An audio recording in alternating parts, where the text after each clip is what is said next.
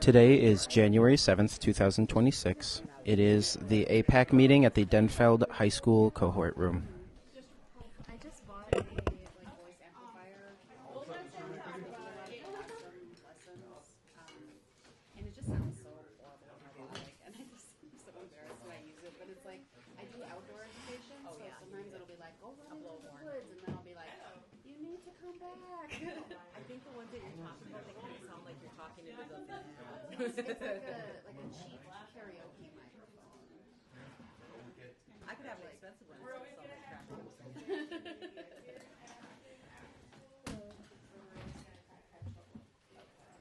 That was a good day. Yeah. At a My glance. team is like, oh, as soon as you left, everyone started leaving. What? I think at a glance, yes. Oh, sorry. No, it's okay. You're distracted. Okay.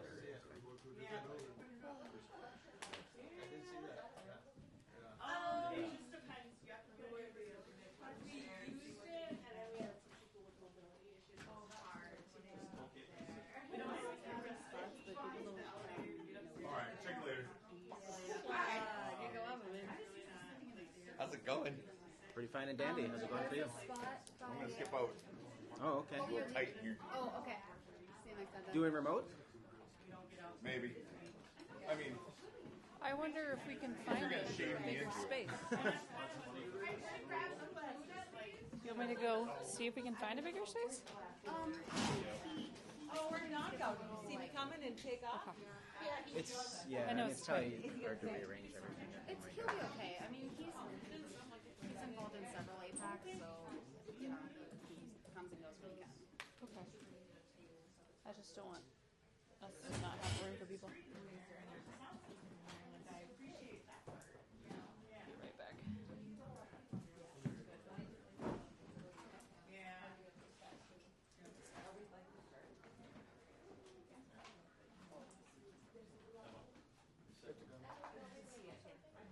Look at Nashke. That is a really good burrito. Excuse me.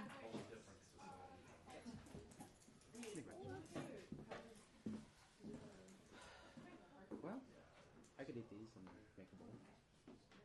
It's no problem. Should I run back there? I'm gonna take one and go home. Sure. I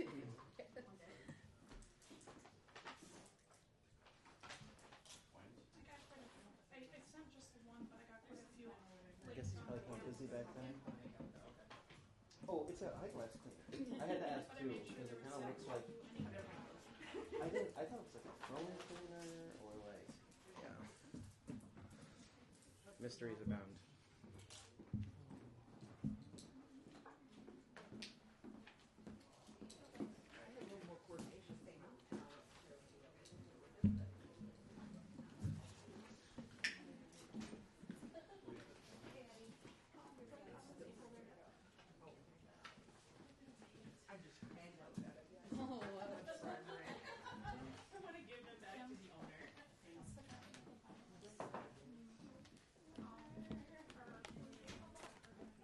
It looks like we're going to be starting, but I gave everyone some Asema. And when you're speaking and when you're talking and you're thinking, Doesn't hurt to double check. the Asema hopefully will let you speak in a good way, in a respectful way. And when we leave here, you can offer your Asema to the Managoose and say a few good thoughts and things that you've learned and things that you're grateful and appreciate. So that's the way I would like to start the meeting tonight, is holding that Asema when you're speaking in a good way. Miigwech.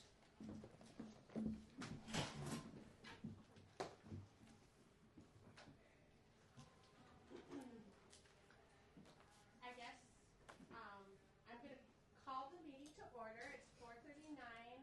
Please get up, help yourself to food at any point or water.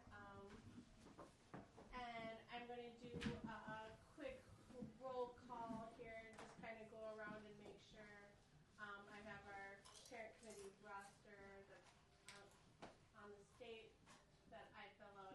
Jen, you had one, like a written sign in up there. Yeah, just So we'll back just go up. through and just introduce yourself real quick. I'm Amber Greensky. I have a 11th grader here at Denfeld, and then I have a Head Start student at Congdon. I am the chair, one of the co-chairs of AIPAC.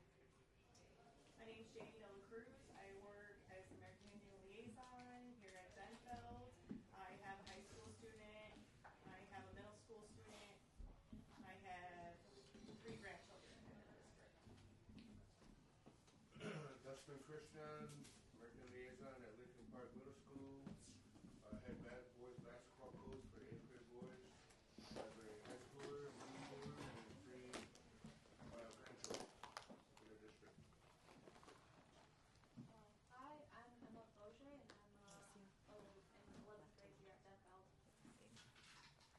Emily Silverman. I have an 11th grader at East High School, and I'm a special ed teacher at Condon. Tim Pohl, and I have a student here at Denfeld who's in 8th grade. Richard Thomas. I got one grandchild at East High School of the American Heritage, and 3 great-grandchildren of the American Heritage at Myers Wilkins. I'm John Ramos. I'm a reporter with the Duluth Monitor. I'm Gray Black, the Office Support for American Indian Education. Bonjour, I am Marisa Garver Carrera, the new Director of Advancing Equity. Excited to be here with you all tonight. Ani Boujou, I'm Jen Murray, and lots of things. Glad to be here, though. T. Good Sky, AIPAC member. Curtis Goodsky, AIPAC member, parent. Amber Lightfeather, the other co-chair for AIPAC. I have a student at ALC, and yeah. Let's see who you are. All right. I'm Emma McNamee. I'm with the Duluth Public Schools. All right, meet with everybody. Next is. Everybody online? Oh, thank you. People online?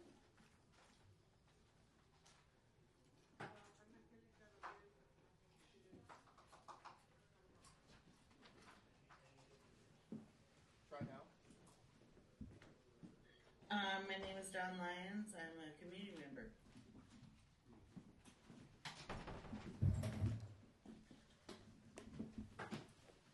I'm Liz Appleby. I have 2 children in the Miss Avocon program at Lowell.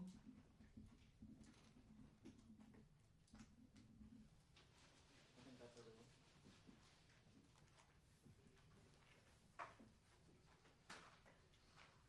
We're good. I think that was everyone. Okay.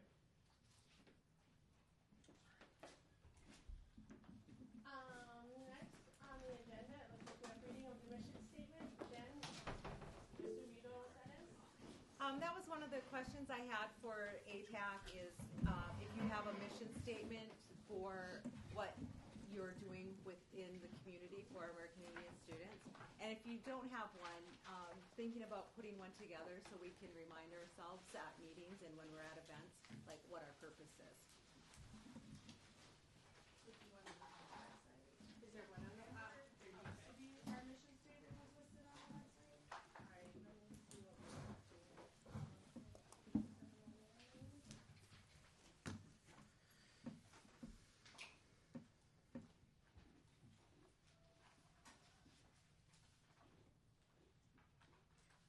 We had one that I got. Yes, for- on the American Indian Education page, there is a mission statement, and it says the American Indian Education Department of Duluth Public Schools is committed to supporting the academic achievement, cultural identity, and personal well-being of American Indian students. We strive to empower students through equitable access to culturally relevant education, meaningful community engagement, and strong partnerships with family and tribal nations. Our goal is to honor Indigenous heritage, foster resilience, and prepare students for success in school, career, and life. All right. Next on here we have the approval of the agenda. I did bring brought copies of the agenda.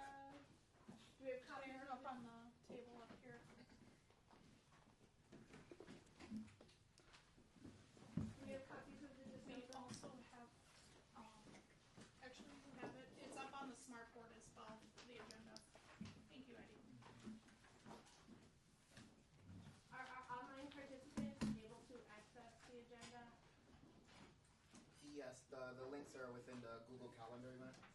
Okay.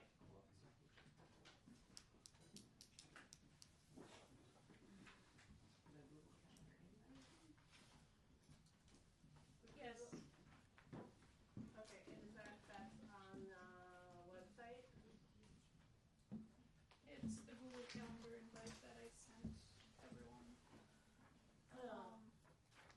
Is it public? But can you possibly Was it within the Google Calendar?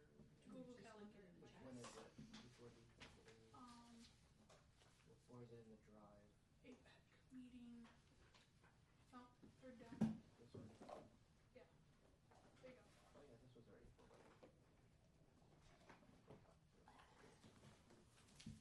Yeah, sure. You shared it in the chat, or? Oh, it's right on the Thank you. Appreciate that.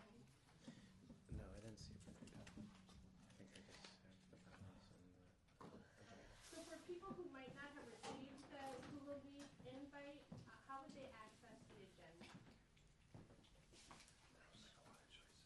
I'm putting it in the chat now. Just put it in the chat.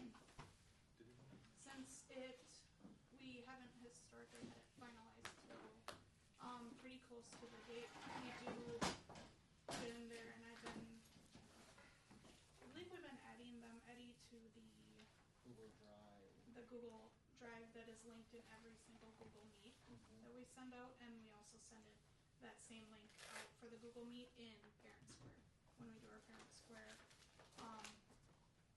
invites to all American Indian families in the district. Could I make a suggestion or request is that, because I know not everybody these are public meetings, so not everybody has Parent Square, not everybody's on like the listserv for the Google Meets. Could we just automatically, like when the Google Meet is started for that meeting, could those documents just be linked in the chat just initially so that it's just automatically done? So that no matter who joins, they have access to it? Yes. Thank you, Adam. Should we formalize that request? Yeah. I think that's a good idea.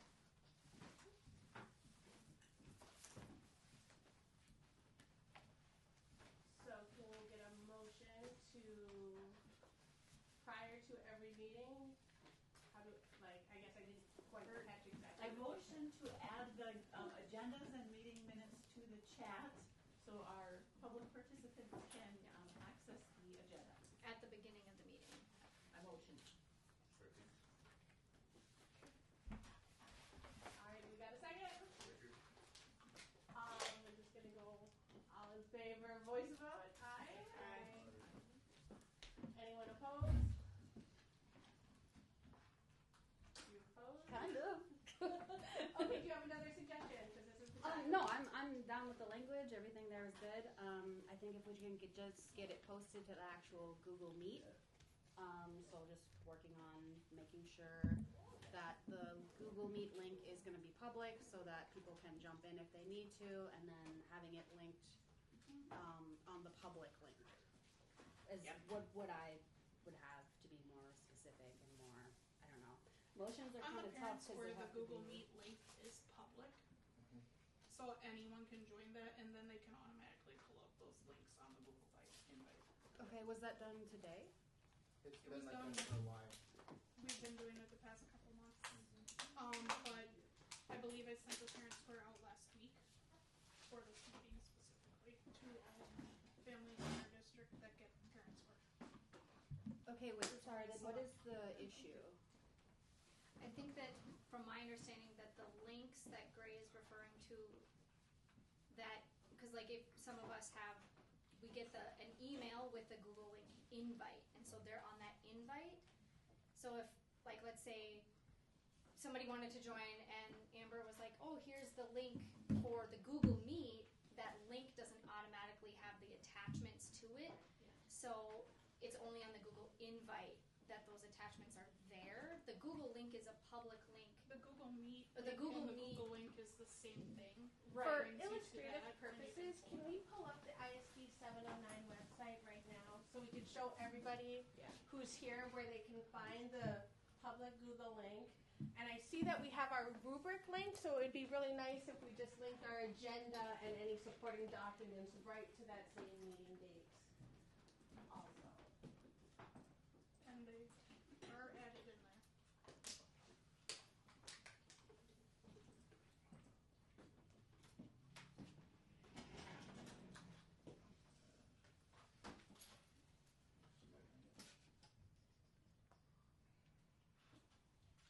Yeah, so right on the right-hand side, you'll have the calendars and meetings and events that we have going on. It does look kind of long there, but it shows the entirety of what's going on for that meeting, and we have the Google Meet link. Do you want to perhaps? So when I click on it, it doesn't go to the agenda though. It just goes to the Google Meet.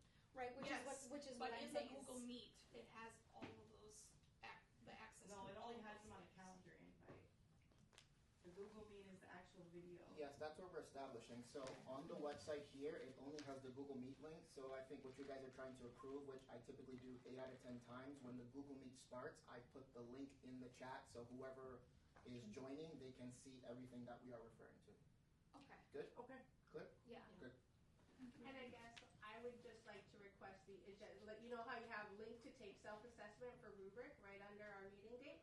If we could have link to agenda there and link to minutes, you know what I mean? Anything we're going to be presenting, that would be really nice to have right under there. So if that could happen, that would be really appreciated. Thank you for the Okay. Thank you all for that. Do we have any additions or, sorry. I have a question. So when you were saying the meeting minutes, typically committees only put up on a link or on a website meeting minutes that have already been approved. Okay. Because people confuse that the draft ones that haven't been approved, they'll take those. Just a suggestion. Thank you for that. I think that's a good suggestion.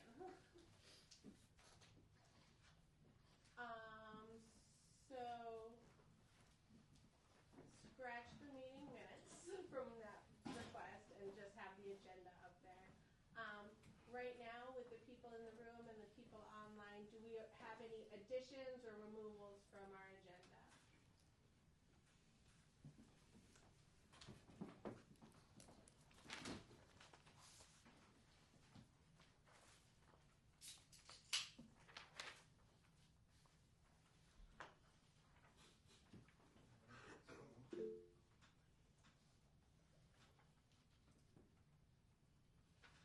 So Liz says, if you are voting on approval of previous minutes, I think those should be linked in the agenda. Can we get the December meetings linked, at least in the chat for this meeting?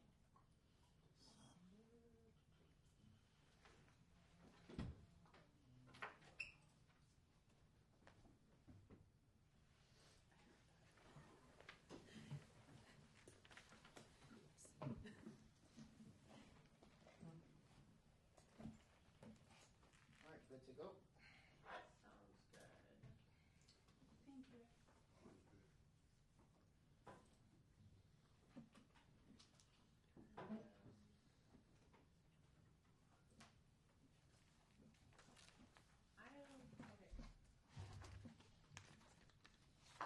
So if you are trying to find these minutes, I'm assuming we go onto this page, the district website, go down to the American Indian Parent Advisory Committee, and then you drop that box down. It says AIPAC previous meeting minutes. Is that what you just did, Gray?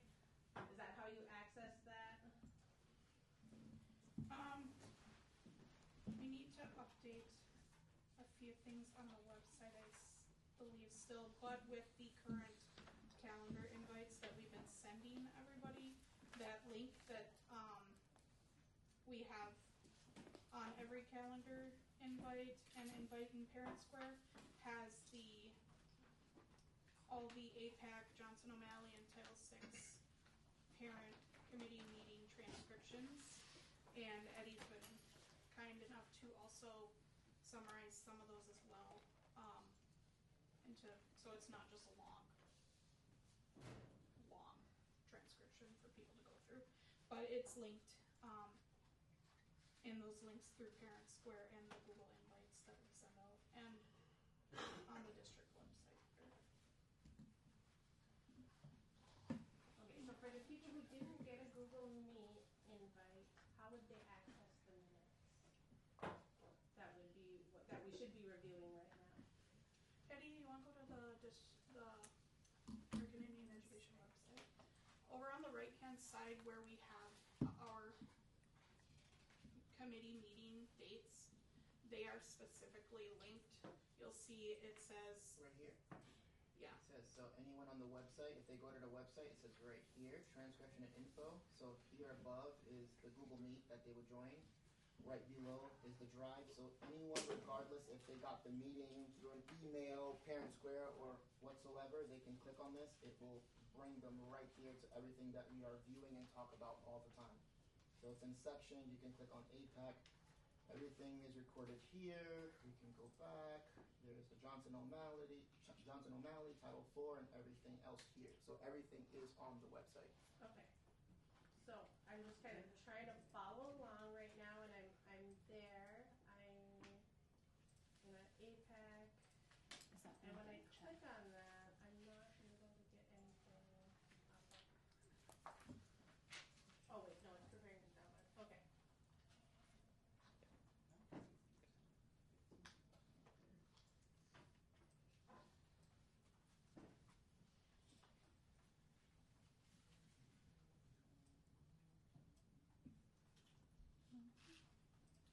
Should I start bringing a laptop to the meeting? Is there potentially a paper file for people to share and look at? Or could we request that paper copies be provided at meetings? You still can. Or Yeah. are they succinct enough that printing them out would be feasible? I would refer to Jen or Lisa on that. We're asking if we can print previous minutes, right? To be approved. Yeah, to like have a physical copy, Yeah. like that people could pick up Yeah. with their agenda That and sit seems down and review. very reasonable. Yeah. In addition to the digital copy. I can see them. Yeah. I just did it from my phone. I can see them. Yeah, I was able to pull it up. I'm reviewing it right now. Yeah. That seems like something we definitely can do. I would have a suggestion on that the meeting minutes be read prior to the meeting, because right now, in the thing that I have, it says the meeting times are roughly from 4:30 to 6. Yeah. And so that means that your agendas would have to be very limited to fit everything into that hour if everyone was preparing for the meeting agenda at the meeting itself. Does that make any sense? Yeah.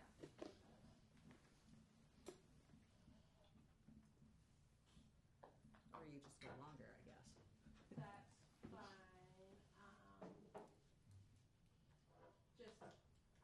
Just a quick review of the notes. It says AIPAC led the meeting. I'm not, you know what I mean. It should be a person who led the meeting, don't you think?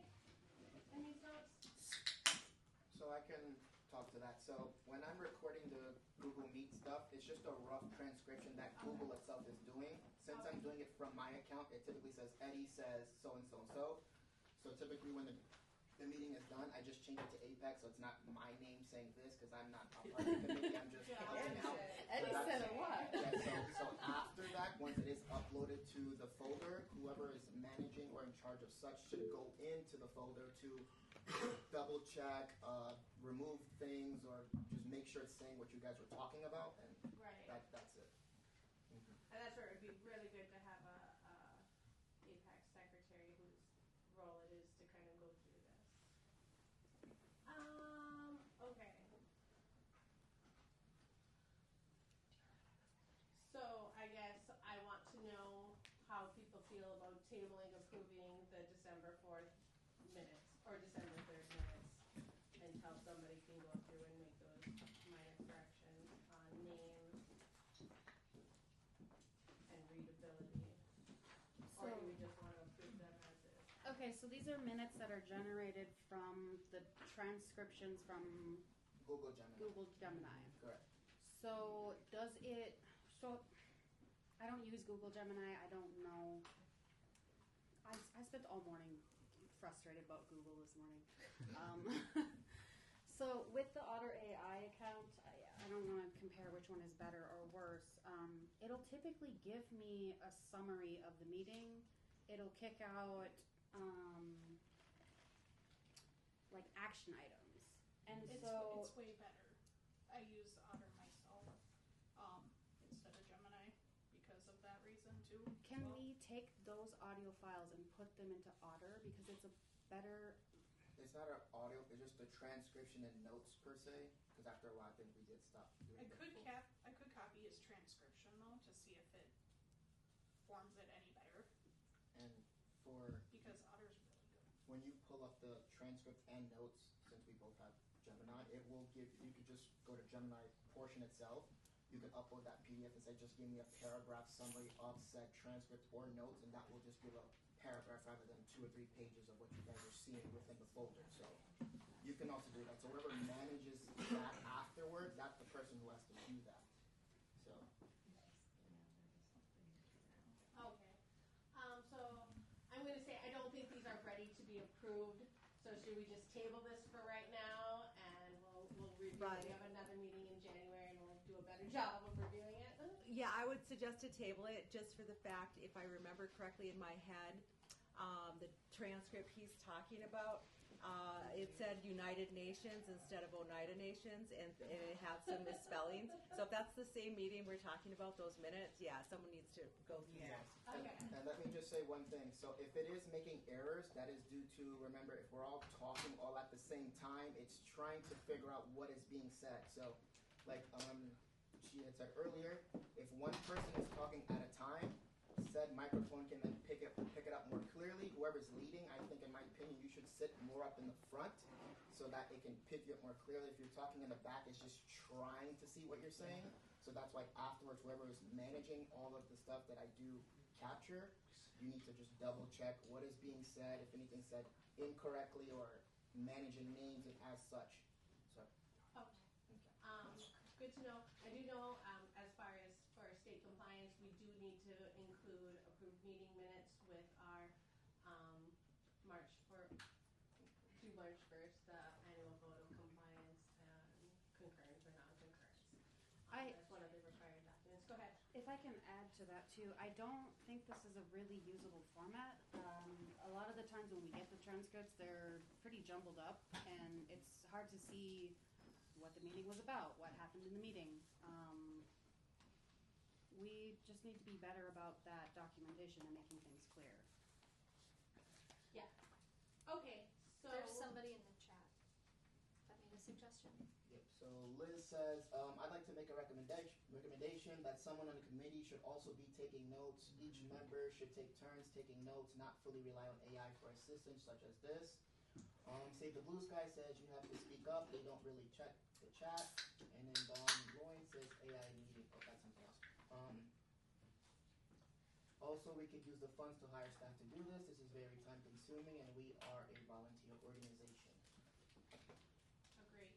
Good suggestions.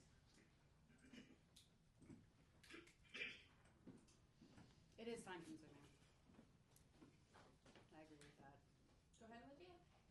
There was a question about if anybody wanted to add or address anything on the agenda. Are we still having that discussion? Is that question still out there? Yeah, that's what we're doing right now. Okay. Under old business, there is a committee member grievance, and as has been discussed, that we don't have a clear policy. And I know that Ms. Lakefeather and Ms. Goodsky and I have had conversations with Katie Pratt from the OCDR about how to move forward in that way. And so I would just say any grievances that are filed be tabled until we have a clear policy that the committee as a whole agrees upon on how to move forward with that. So not to dismiss any grievances that come forward, but to table them until we have a clear and agreed upon process, and there are steps being taken to create and develop that. That would be my request for that line item. Anyone opposed? Can I just add that I don't have an objection to that, but I think there should be a timeline and some kind of follow-up action so that it doesn't just get lost?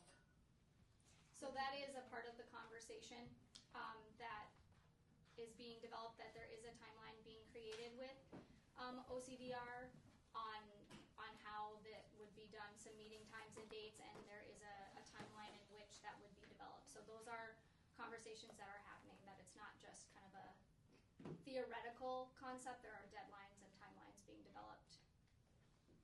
Can you share what the timeline is? I can pull up the email. I mean, Amber and Amber also have access to it, so it's not just my. Well, can someone share what the timeline is? Yeah, I'm pulling it up right now. Or maybe like a follow-up in 3 months or something. We have an, even if their timelines are not done, we at least know what time to get it done. The proposed work plan that is still being finalized has it being a vote on revised bylaws by February or March. So like there would be, and that's a proposed work plan right now. That is something that Amber Green Sky, Amber Lightfeather, myself, Office of OCDR, and then the conversation with Katie Pratt was a subcommittee that she would, as a third neutral party who is trained in developing collaborative procedures, would help facilitate those meetings to help us create bylaws and a grievance procedure that are more collaborative, more moving forward focused, that are more about mediation and how to move forward in a good way, in a way that everybody feels you left the situation, even if it didn't turn out your way, everybody feels like they've had a voice. And so that third party being a part of that, that there would be a subcommittee formed. And at this point, I believe it's Amber Green Sky, Amber Lightfeather, and myself, and Katie Pratt.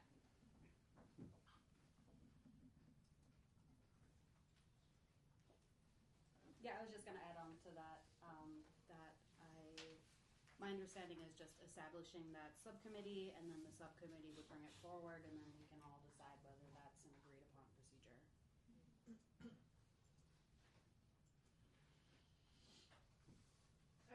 I'm not sure if I got the same email, but I thought the timeline was to have it ready by the January 21st meeting, but I might have misread. So January 21st would be, so we would meet, the subcommittee would meet prior to the January 21st meeting, and then at the January 21st meeting, we would gather input, and this is proposed, and nobody else has responded to it at this point, but gather input from members. So to gather input from members on AIPAC about what's working, what's going well, sharing principles for collaboratively affecting. So there would be multiple points at which the subcommittee brings what has been worked on or developed to the committee as a whole for input. Go back to the subcommittee with Katie, work things out. It would be a process where the committee as a whole is also having input as that goes. And I believe it was sent to Amber1213@gmail. Yeah, no, I got okay. it. Like I said, I had different timelines in February and March, and I did remember January 21st. So just wanted to clarify that timeline. Okay, so striking that in the old business, or not striking it, but tabling it. Any other changes to our agenda?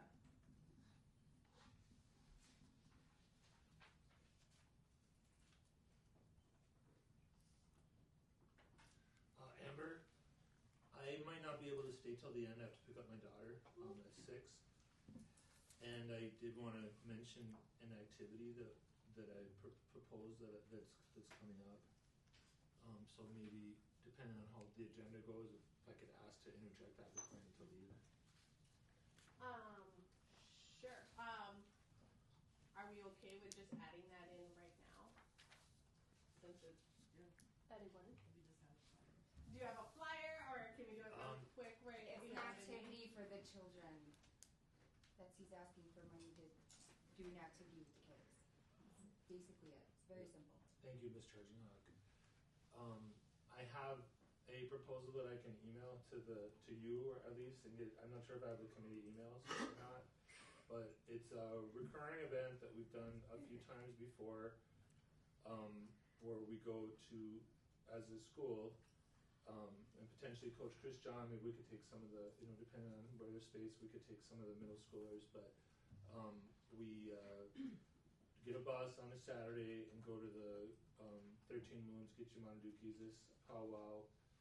I'm there as staff, potentially Miss Horton and maybe another, non-Indian Ed staff have come and helped chaperone in the past.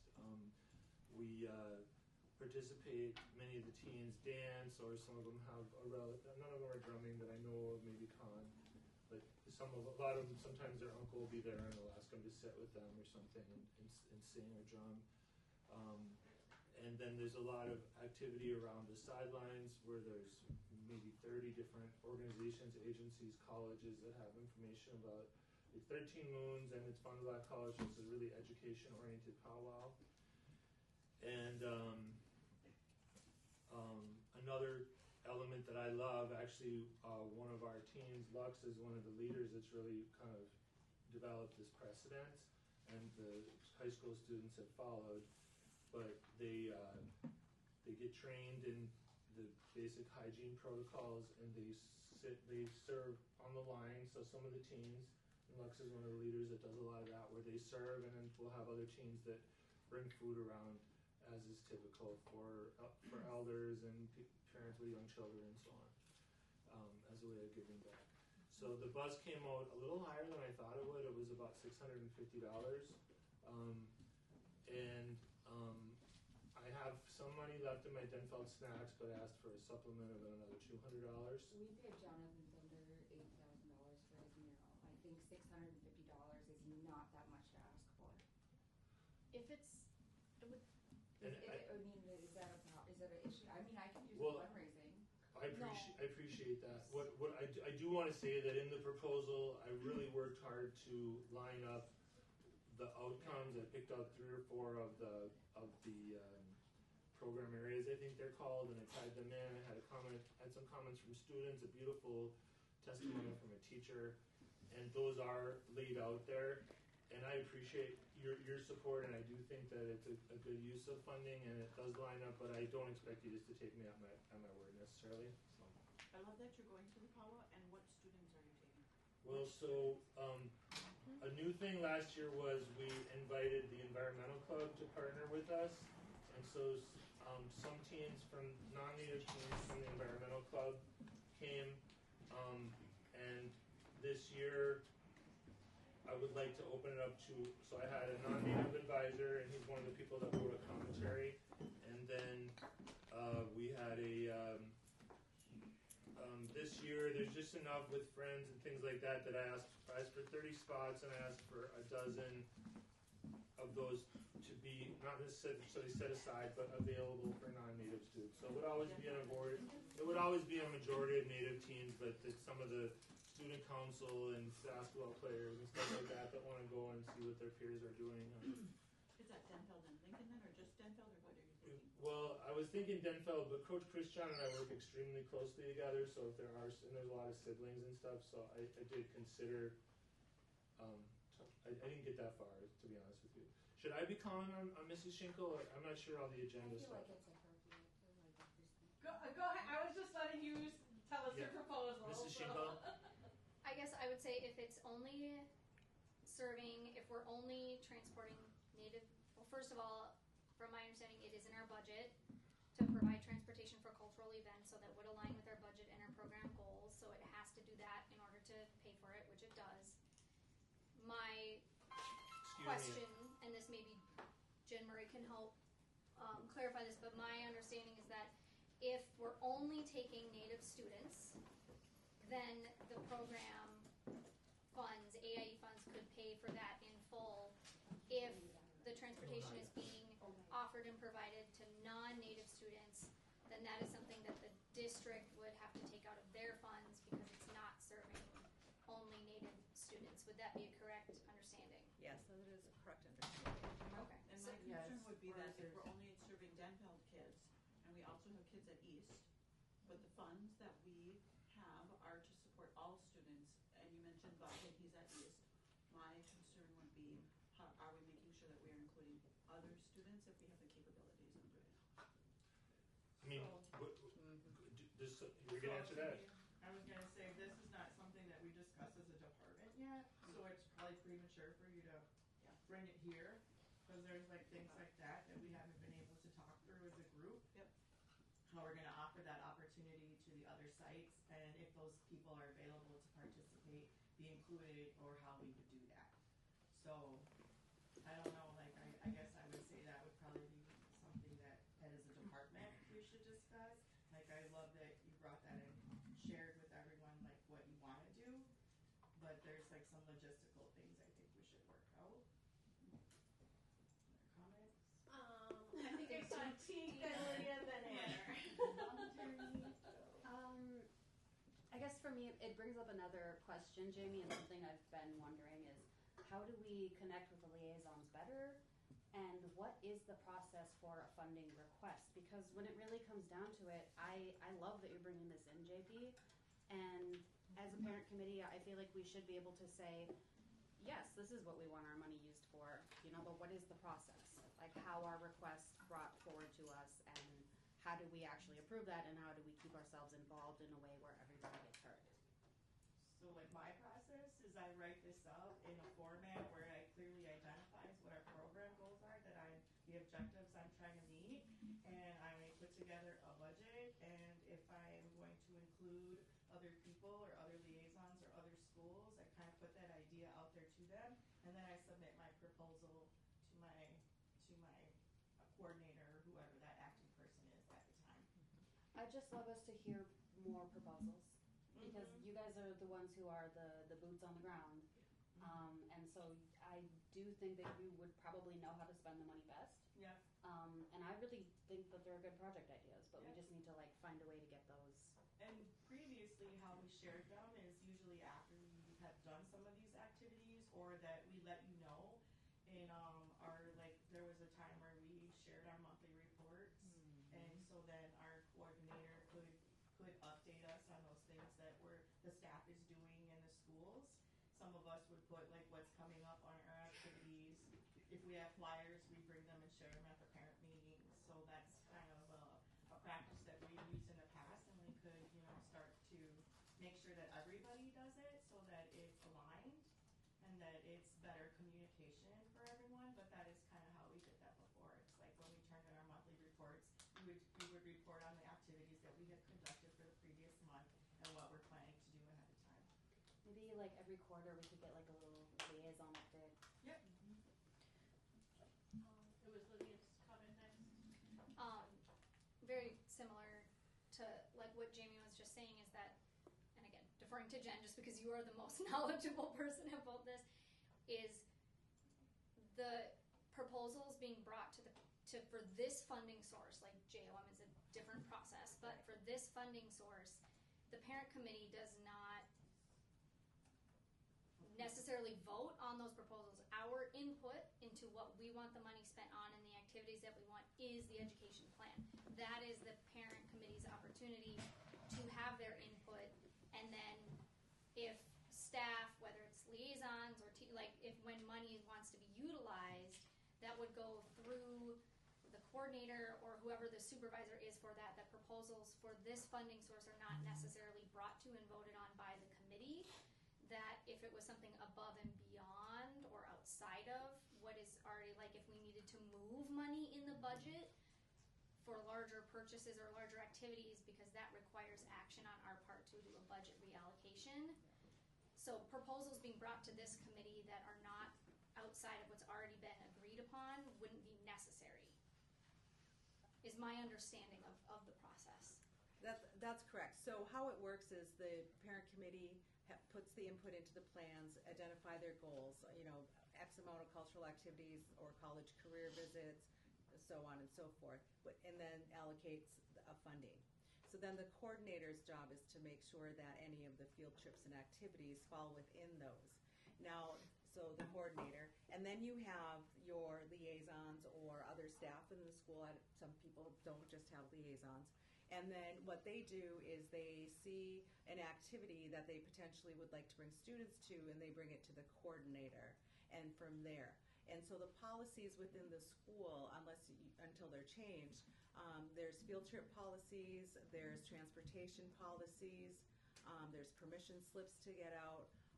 And then when you're doing a field trip for an event, what ages are you bringing? Is it open to all of the American Indian students in the district, or is it just one school site that happens to do a particular thing because another school site is just really not interested? They might do something different. That's a potential. So those would be things that would be brought within the department Right. and not to us. Correct. Unless you were reallocating funding from your budget or it was outside of the scope of what was in the plan. Amber, could I just have a couple of responses since I raised it? Okay. Can we hear Amber? Yep. And then we'll go back to you? Okay. My only addition to that was that while we have achievement gaps, we have to use all of our funding for Native students. That's the only thing I wanted to raise. So, okay, go ahead. So I have a response to that and another issue was raised. I think that Jamie is correct that this isn't necessarily the correct venue to raise something like that. I did send this out, and it's something I've been working on for a while, and honestly, it probably should have been done before the holiday break, but it wasn't, and so we're on a timeline situation. I just have to have that ringer on. I'm sorry. I will need to excuse myself in a minute, but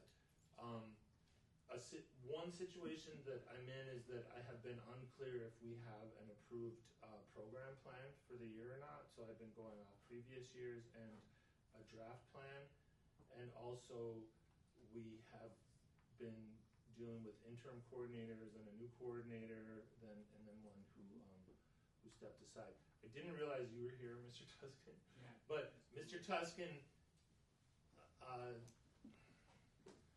Mr. Tuscan has agreed to backstop potentially the funding for the bus, not the snacks, but for the bus, which I think that I see you nodding. That could be a conversation around if Ms.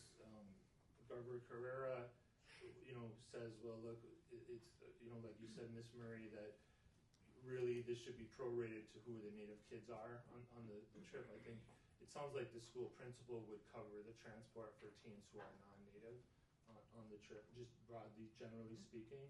So that is kind of built into this plan that I did. I didn't put him on the record in the proposal that I made with that.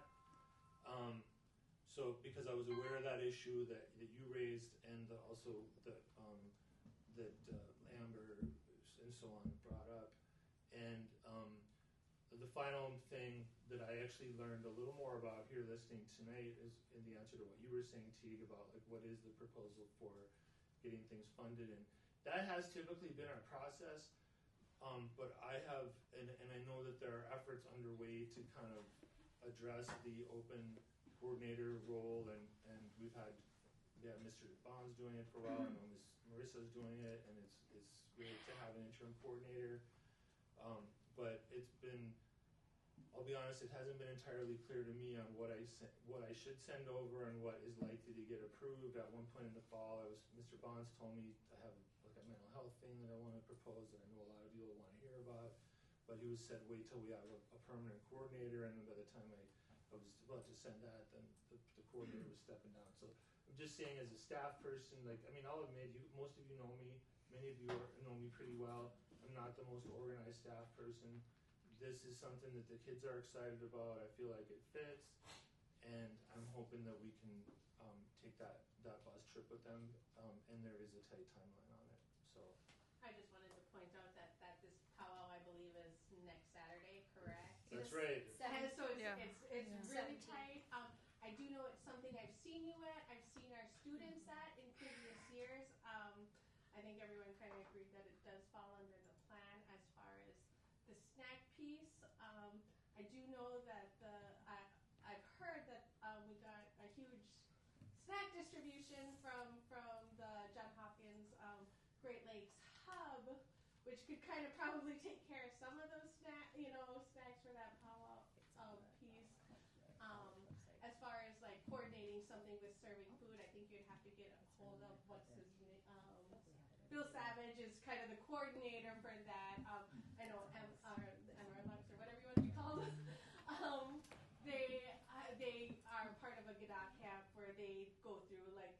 serving training before that. So that would be really cool, but I'm generally supportive of it because it's something we've done in the past, and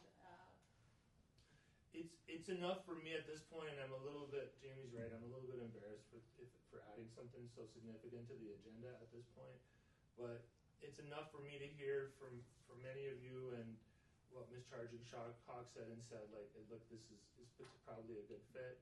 So we'll make some determinations within our department over the next few days, and obviously I agree in the future this should go through the department and staff meetings and have a little more planning time. Yes, ma'am. Yeah, I just wanted to respond to a couple things. So one, thanks for having me, and I'm sorry it took me, I'm in not even a month 3 yet, so I'm glad I finally can make it here.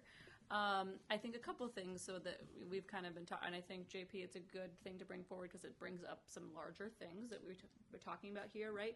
An area of improvement for systems around, particularly around money, right? So requesting funds, what are the requirements? The biggest requirement for me, right, being, is it in the plan, right? Where is it aligned in the plan? Because that came from you all. And that was already decided on by you all. And so something I've been doing slowly in the background, is starting to build some systems in place for exactly what, JP is talking about here, so that we don't get into these scenarios again. So there's a very clear timeline of when you need to request funds. Where is it aligned in the plan? How does that work? So I just wanted to state that is definitely a gap that we are aware of, and then something that we are working on. And when we have a coordinator hired, I want them to be part of owning and creating that process. And so, I have my own ideas, but they're going to be the main leader of that. And so I just wanted to say that is something that we definitely are aware of. And for me, I do view that as an equity issue, and to your point, Amber, to make sure that we are spending money appropriately and that these are going to American Indian students. So that's something that's very important to me, and I think and in terms of an equity issue, you have to have those systems in place to be able to, so it's not a my opinion thing, because all the ideas that people bring to me, I'm like, sounds great, but and I think most of the ideas I've heard are great, and there's a lot of opportunities there for student, and how can we maximize impact? And in the absence of some of those systems, people have been like, well, I'll do it, I'll make it happen. And I appreciate that mentality, and I understand why we got there. And also I see myself as the director role and also the coordinator's role to get us out of that one-off situation, right? So that we're serving more students and more effectively. And then, then like you said, then we have more accurate data and to bring to you all and say, this is what happened in the last month. Here are the pictures. Here are how does that inform next year when we make for our next plan our learnings, that was a good use of funds, or that we want to add more money to that, or whatever it is. That's where I see, to your point, Lydia, and then I think and Jen, correct me if I'm wrong, but what Lydia was talking about, the role there, I see on the agenda, the powwow, we were talking about that, right? Certain schools wanted to lead that powwow, but it's really important for me that AIPAC and the coordinator, are really leading that, because that's a district-wide thing. And I think, again, in the absence of systems, schools have taken that on, which is admirable, and also we can now maximize efforts to make sure that things are accessible to all students. That's okay, I'm done.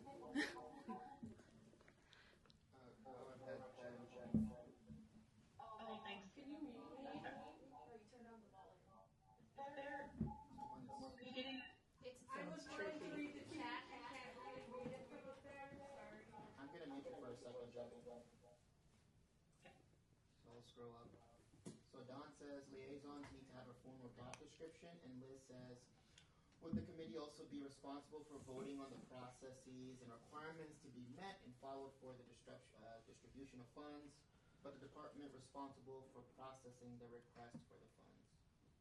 Or who is responsible? So for the first question, the liaisons do have a formal job description. And then it says liaisons need to have a formal job description. And then, would the committee also be responsible for voting on the processes and requirements to be met and followed for the distribution of funds, but the department responsible for processing the request of the funds? From my understanding, the funds were laid out in the plan, right? And then, we would be responsible for making sure that we're following that plan and requesting funds. Anything to add or missing there? Or follow-up questions? I would just say that if you're asking about the job description, it should align more with the plan. Right now, there's not an alignment with that, which I think is why sometimes there's a lot of confusion. But as a department, once we have the plan that AIPAC worked on, we were involved a little bit this time, but in past we've been more involved in that, and that really helps us because then we're able to make a plan from the plan or from the ideas that you guys put together. And so then that generates like our monthly activities, our summer program planning, that kind of just puts together all the ideas that we need to develop our action plans in the schools. Yeah, totally open to revisiting that job description. Go ahead, Jen. You can unmute yourself.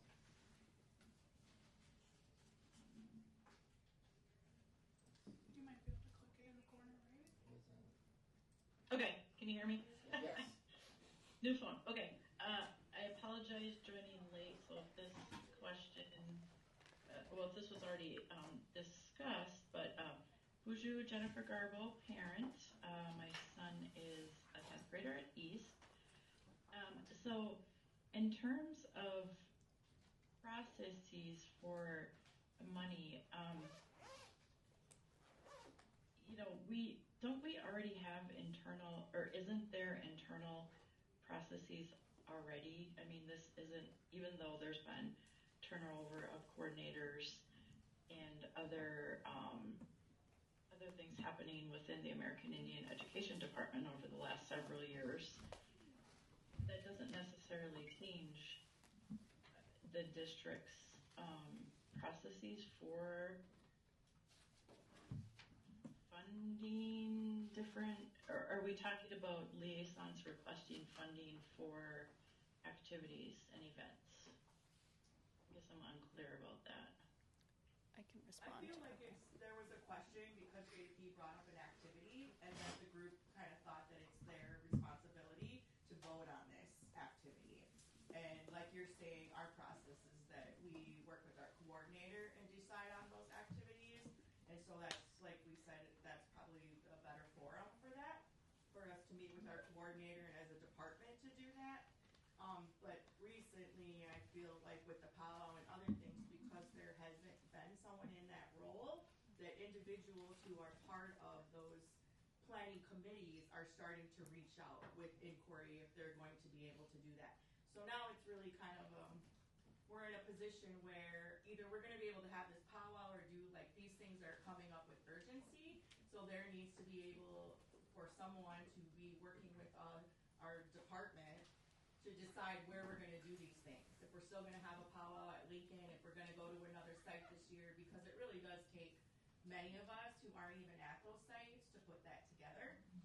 So that's kind of where we're getting now. And I know that there's been several requests that people are submitting straight to our acting coordinator, and that's probably kind of confusing because they're coming from places all over the district asking for use of the funding from this department. So that's kind of how things are where we're at right now, so we need to kind of clean that up a little bit.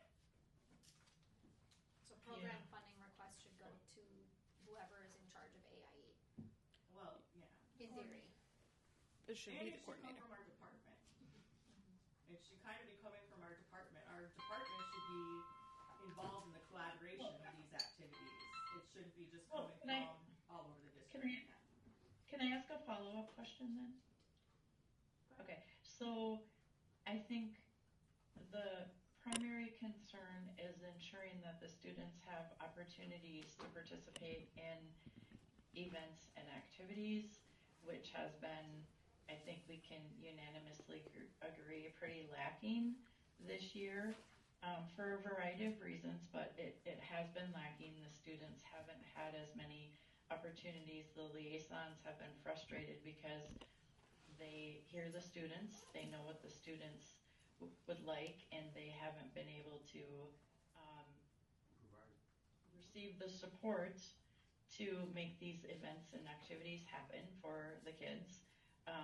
So could there be some type of almost like an emergency process put in place really quickly so that the kids aren't left hanging, and that the liaisons, my son's liaison, I've spoken with him, and you know, he has a lot of really wonderful ideas, and he has really good partnerships with other liaisons, and they want to do these things, but they aren't able to do the things for the kids because of honestly the mess of the adults who are responsible to provide these activities for our students. Thank you, Mrs. Garbo. I need to go, which is kid related. I'm not exactly going to apologize because I really loved this discussion, but I'm going to apologize for doing it somewhat out of order. And I agree that, and I appreciate Mr. Tuscan's willingness to kind of backstop this project if it comes down to it. Hopefully I'll be able to talk with Ms. Gardner-Carrera over the next day or so about this. And I also want to say, as you know, as a non-member, that I appreciated hearing from you, Mrs. Garbo, about the idea for potentially, which has come up even around fees or trips or things like that. Sometimes things come up where there's a time-sensitive, like emergency docket or something like that, you know, with for things where time is tight. And I can't remember which parent at East had a concern, but I certainly, on this plan, broadly would love it if you know, if an East kid wanted to come and join us, or another, you know, with but again, maybe it wasn't. I apologize for the timeline, but I did really enjoy hearing, and I liked hearing the endorsement of the activity, and also seeing and hearing everyone's passion around having activities for our kids, which really is what it is. The kids have been begging me, can we do the powwow this year, Mr. R? You know, and I've been saying, well, let's wait and let's see what's going to happen with the coordinator, and here we are. So I sent it through today. Thanks everyone, and I apologize for needing to leave early, and thank you all for what you do for our kids. Thanks everyone.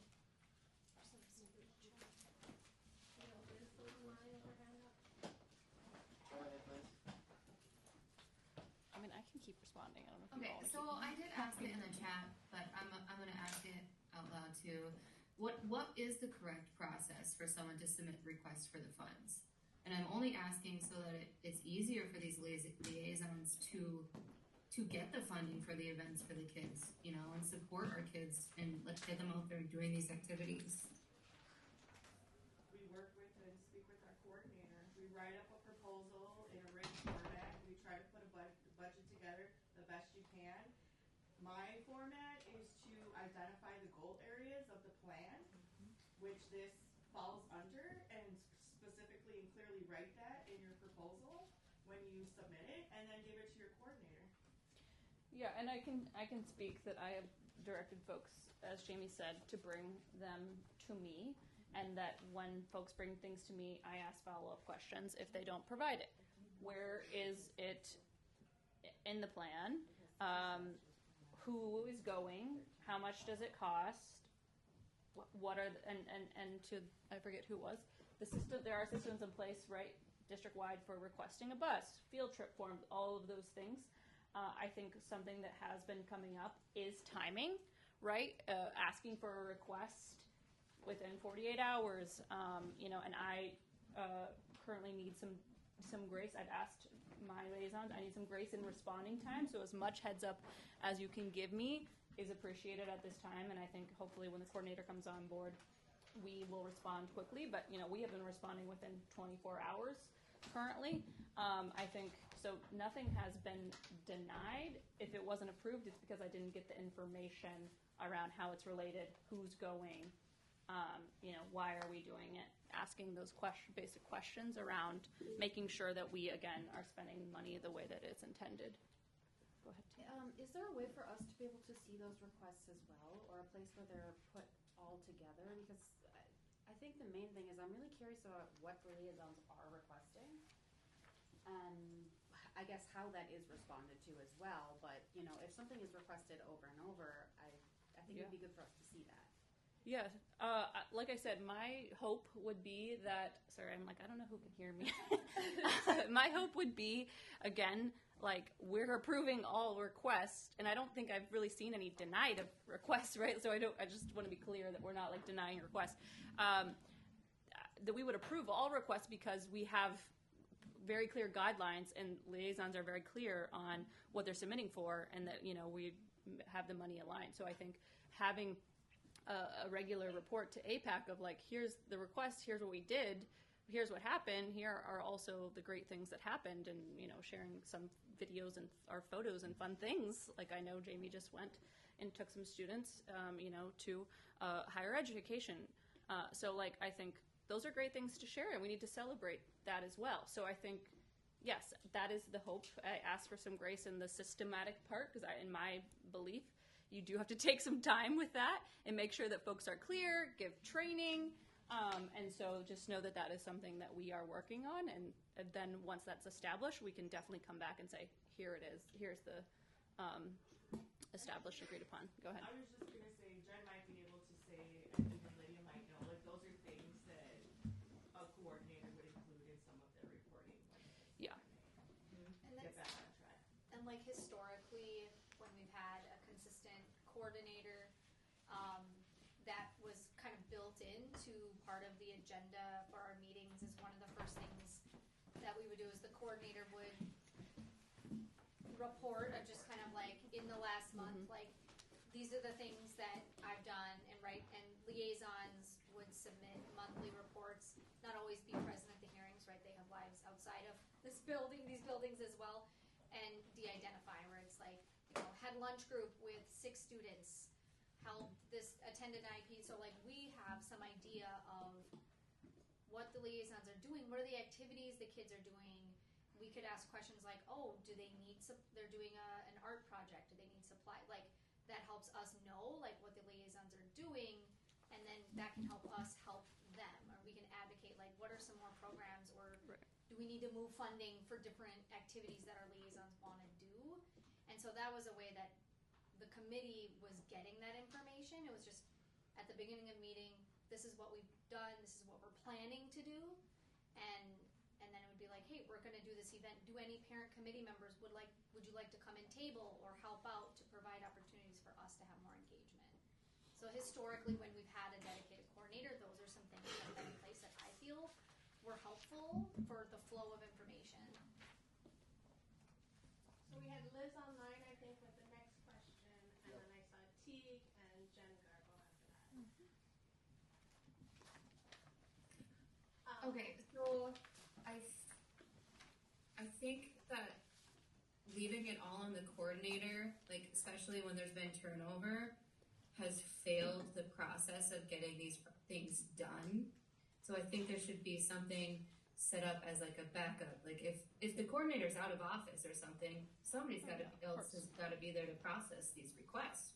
I appreciate the 24 to 48 hour turnaround time on the request already, but somebody's got to be set up as a backup to respond to other requests in cases like turnover or out of office or somebody has a family emergency. Utilizing a Google form for the liaisons to submit, where it comes all into one place so you can look at it and see have specific questions that they answer monthly before these meetings happen.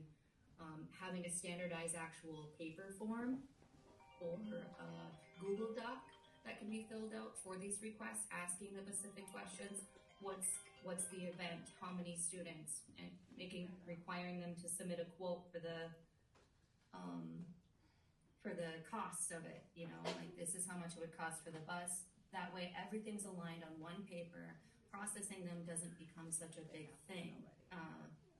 Sorry, I'm passionate about it, I guess, and I want our kids to be able to get the funding that they need to do the things that are meaningful and be part of the community more, I guess. Okay, I think you want to respond to that? Because I think Oh, Tegan and Jen Oh, I'm sorry. I wrote my thing down. If you want to jump in, go ahead.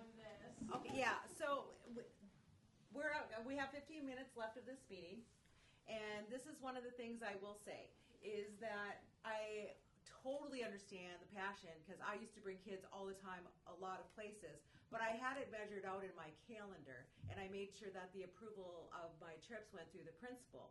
When we're talking about what's going on, let's try to stick to some facts here. So last year's plan did not mention a trip to the 13 Moons powwow, and I didn't see anything for that.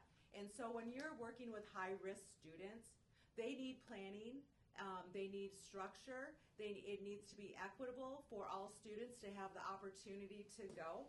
Otherwise, it looks like we're catering to small groups of students that we tend to bring to places because they're well-behaved or whatever the reason is. Parents and grandparents need time for planning. They need things to look forward to throughout the year.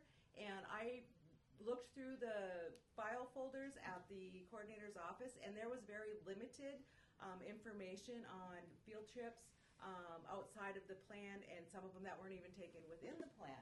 So those are things as, what benefits the students? Absolutely, I would love to see them go to the powwow. Is there a way to do it? Maybe outside of the school realm of it, but also they need things consistently throughout the year that are advertised well enough in advance for them to have the opportunity to attend. And so my passion is having the equality and or equity amongst our students to be able to attend things and look forward to things, because that planning takes place for them. And as adults, we're role modeling that kind of behavior and expectations. My couple of cents on that. Providing them that structure. Yeah. So I like the idea that Liz suggested about the Google form and just tracking all those in one spot, because then that can show like these are the requests, these are the things that this group of liaisons are thinking of, what here is feasible, what can we approve. I also really like the idea, Marisa, you were saying like having like presentations, right, of what's happening, because I think that would be really helpful for concurrence, and keeping it kind of on a schedule like that, where we're just all collectively saying, okay, this is what's happening, this is how much money has been spent, this is how it's aligned with the plan, and we're doing that throughout the year. It just creates, I think, for me, a better rubric to say, yeah, we did like 10 events in 4 months, and we're rocking it out, and the money was spent in the way that we feel is appropriate. I'll just add that these are all things we've talked about. There's already a draft of a Google form. Like, these are ideas that are in motion. They just haven't been implemented yet, because like I said, I don't like to just rush things and then say, oh, we actually forgot this piece or whatever. So I appreciate the grace that you all have given me and the team, and making sure, that we are going through the hiring process thoroughly and slowly to make sure that we have someone, because like I said, this is a big job and responsibility. And so we're going to make sure that they're onboarded and properly trained. We're not going to just, so I think just know that this is something that we are starting to plan and build around. And, I have a meeting with the liaisons, I think, next week to talk more about that as well. Do we have an update on the coordinator position? We are still in the hiring process, so as soon as there's an update to give, the timing was, because we had interviews completed right before break, and so then we had to pick up the process when we came back. So as soon as there's an update to give, we will give that. Jen, Jay Garbo, you took your hand down. Did you want to make a final comment, or should we just move on? Okay. All right. Good conversation. It kind of leads right into that review of the budget, I think, because we lost a liaison from Piedmont, and we lost a coordinator, so there is some budgetary reallocation that will need to happen. I don't know if you just want to give like the super quick and dirty like review of. We also lost one again with Duluth. Liaison. We gained a liaison. Gained a liaison at the ALC. Review the budget. It's under approval. So there was a hire. There was. He's paid under SPED, I believe, so We're not all state paid. aid funded.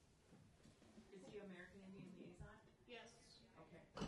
Do we have He's a part of the name department? or like is Yes. do we have a name? Calvin. Could I say it? Yeah, say it. Yeah, I have no idea No, what it he is. was told Paul the Green. parent group, so. Paul Green, he came from, I'm pretty sure it's Stowe. Calvin from Powell Green. No, he came from MacArthur. No, it came from the ALC. Like first he was at Stowe, Mr. We're Banks. talking Mr. about Banks. He was here. the ALC. He was here. He was here for a Now minute. he's American Indian Yeah, liaison. I think we're. Are you asking for a budget review specifically for the? It was just Yeah. on the agenda, In so the I figured state that aid. was something you wanted to talk about.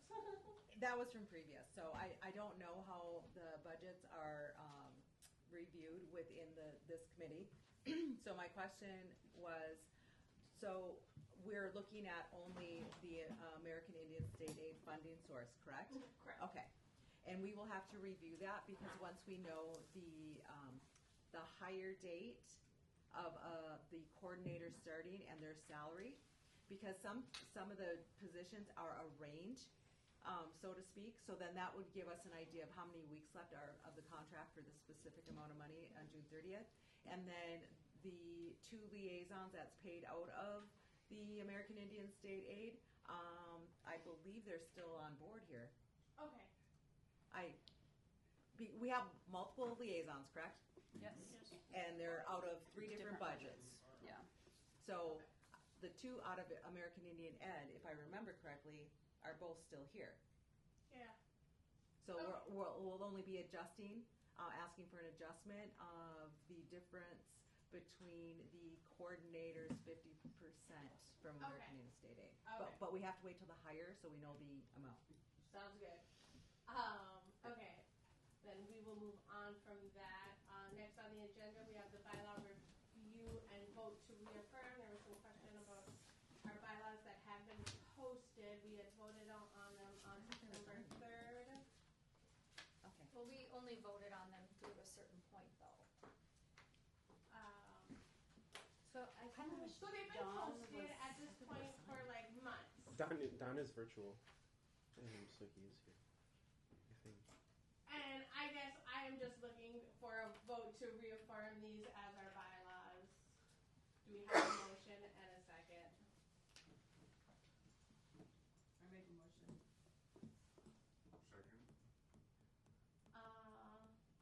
Vote to approve, raise your hand. Anyone online can raise their hand as well. Go ahead, Jen. Can I ask who and who seconded? I can't see everyone in the room. Jamie motion to approve, Dustin seconded. Okay. Is that where we're at with everything? Everyone else is just quiet now? All in favor, raise your hand, and then we'll do an all opposed, and we'll take a count and see where we're at. I'm kind of confused by this because the bylaws were approved on September 3rd. The motion was made by Dawn Melton, and I think as we were making the motion, and we can review this on the video, as Dawn was making the motion to accept the minutes, Lydia wanted to have it only up to a certain section, and there was some, I think, confusion there as to whether they were approved fully or whether they were approved up to where Lydia saw that they were approved up to. And I guess that's why I called it a reaffirmation. There is a really straightforward, as we said in that meeting, She muted. Barbara, she muted. It's pretty straightforward amendment process where any of this can be amended. So at any meeting with These bylaws may be amended at any meeting of the AIPAC by a 2/3 vote of the voting members present, provided that the proposed amendment have been posted to the American Indian Education webpage along with notice of the date that the vote will occur. And there is an open public comment period prior to the vote. So that's why I called it more of a reaffirmation that these are the bylaws we're operating under. So what was done? So if we wanna amend that grievance procedure process that's outlined in there, we submit our amendment, post it on the website, and then vote to approve it at a future meeting, which I think is what we laid out with the OCDR. We are going to have a subcommittee, we're going to meet, we're gonna submit amendments to that procedure, and we're gonna move forward in that manner. Okay, sorry, just. No, that's okay, good question. But I guess that's how I viewed it, and just kind of reaffirming that these are what we're operating under. Because if we're operating under last year's bylaws, we have some issues. Because then I don't know if we have a chair, I don't know who's going to be presenting our vote of non-concurrence. That kind of was all laid out in this process. So what was Don's motion? Don's motion was to approve the bylaws as covered in this meeting. Yeah. Did anybody else make another motion? No. No, there were no other Okay, motions. so what were the votes on that motion? It was unanimous. Unanimous approval. I mean, we can pull up the video, so. It's available. Mm-hmm. So does anyone object to that, or is there a reason why we wouldn't accept these bylaws?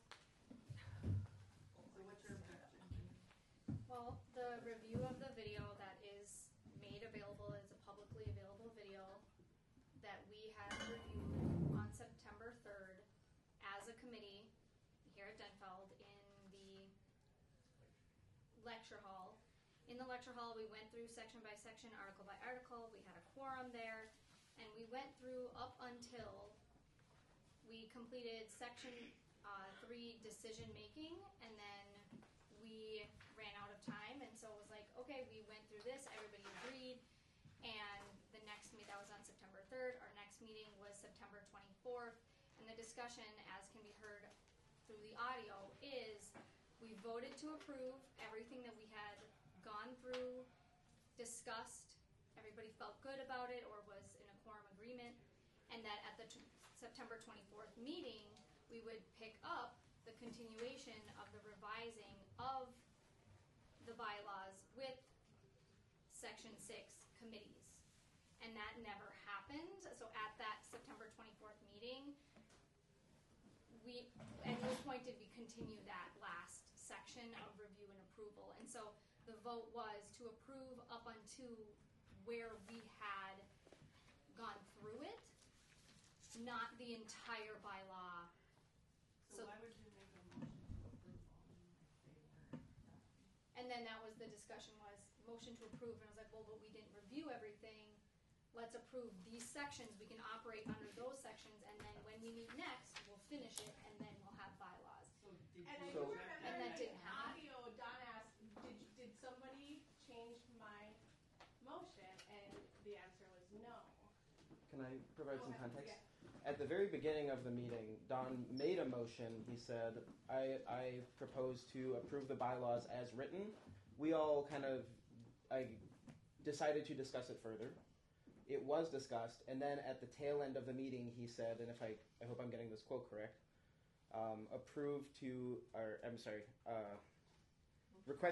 motion to approve the bylaws as covered in this meeting.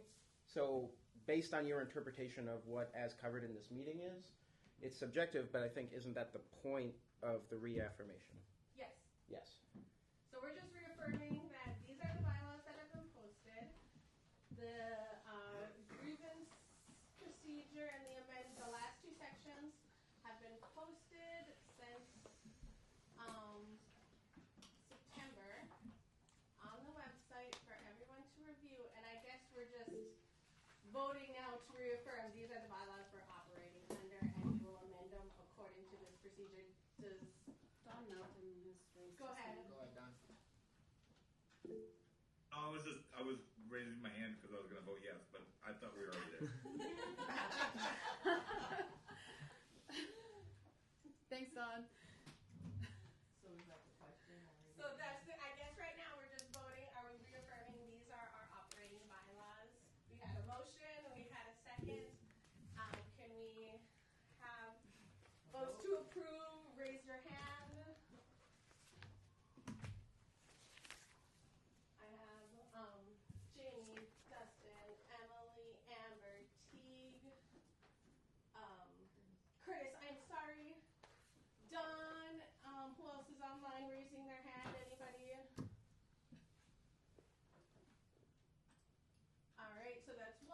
8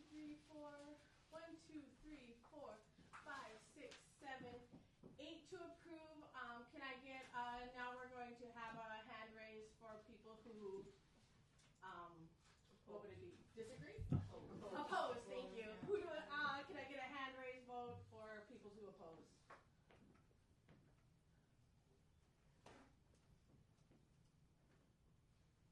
I have Lydia and anyone online raising their hand? Nope. Okay. 8 to 1, I say that passes. These are our operating bylaws, so we will move on from that.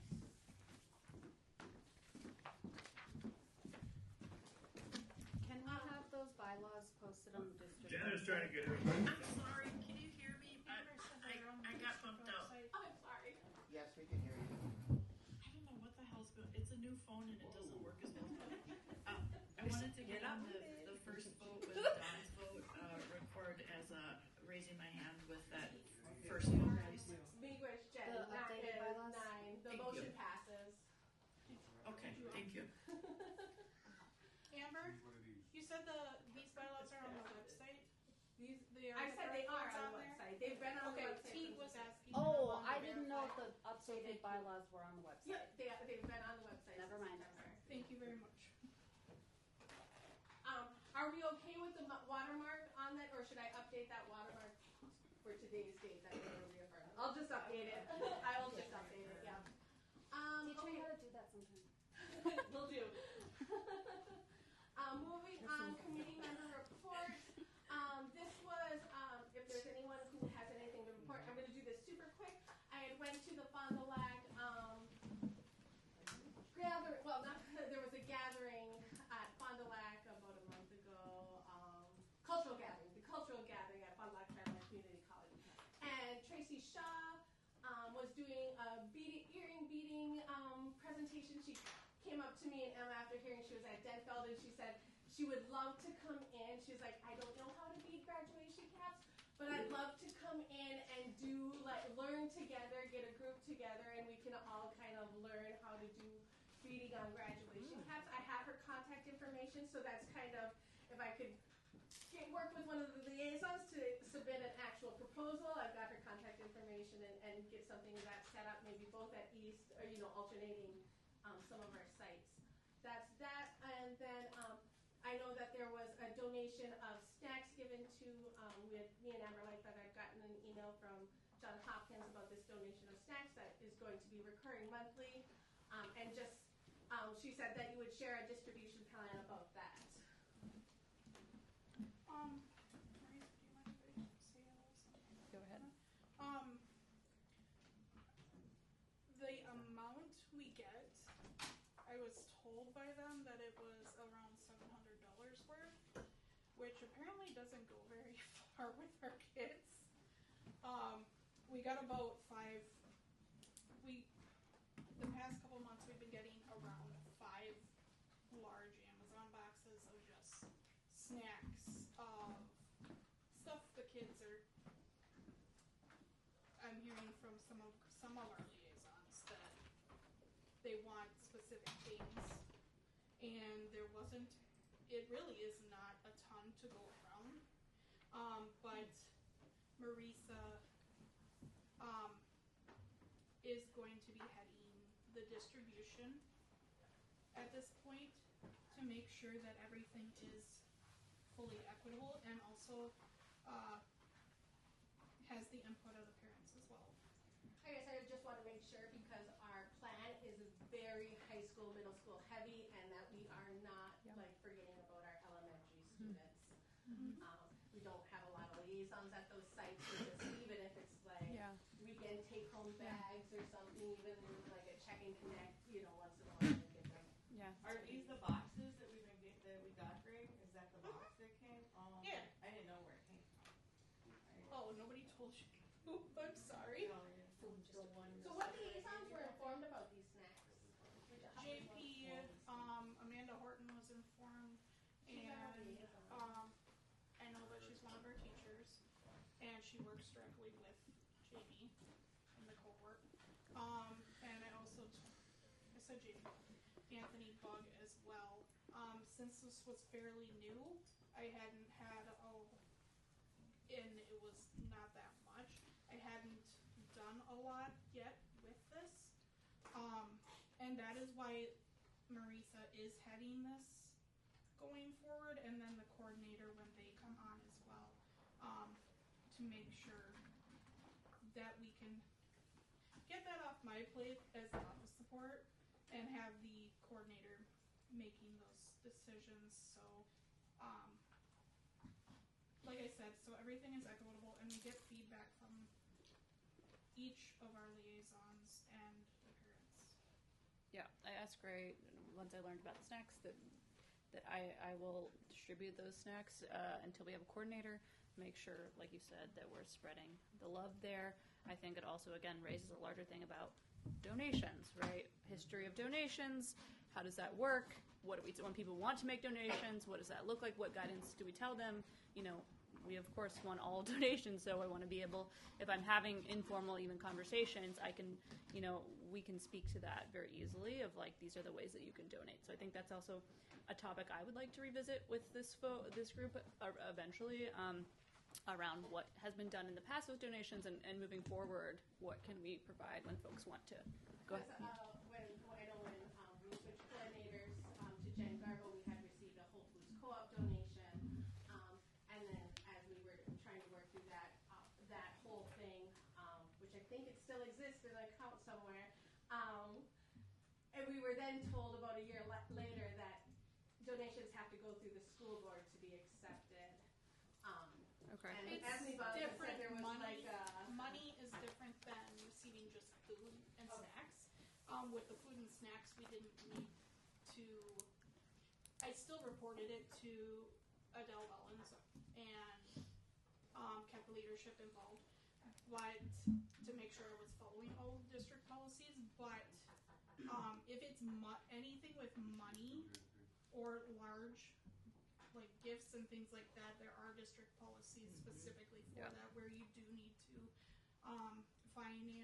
our finance department needs control over it, and the school board needs to be notified, and we would be notifying you guys as well at that point. We do for this too, the food. I was going to say, because this is a pretty large donation, because there's about $700 worth of snacks every month for the rest of the year, is my understanding. Okay. I will do some investigation on I know Gray has started that process, but around formal policies and then. Yeah, there's definitely there's a financial, for the IRS, there's a financial, because when an individual, and sometimes companies, when they donate even an item, say let's say a canoe, you have to have access for identification codes to grant them the tax deduction. So there is an IRS I've scenario. even seen stuff on there for when they've donated coats and mittens to Myers-Wilkins.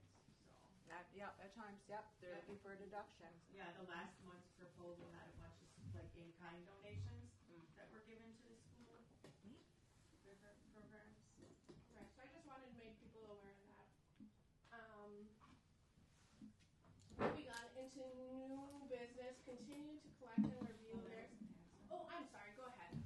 Just the committee member report. I know a number of us attended one of the TNEC hosted trainings at Black Bear last night. I know some staff were there today and yesterday. I think I just wanted to thank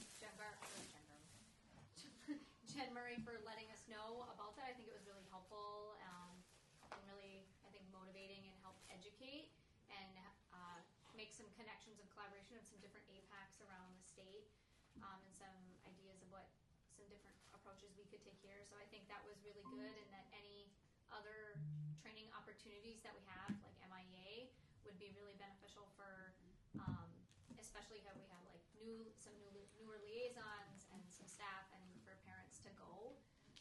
So just appreciate that notification of that, and then would really encourage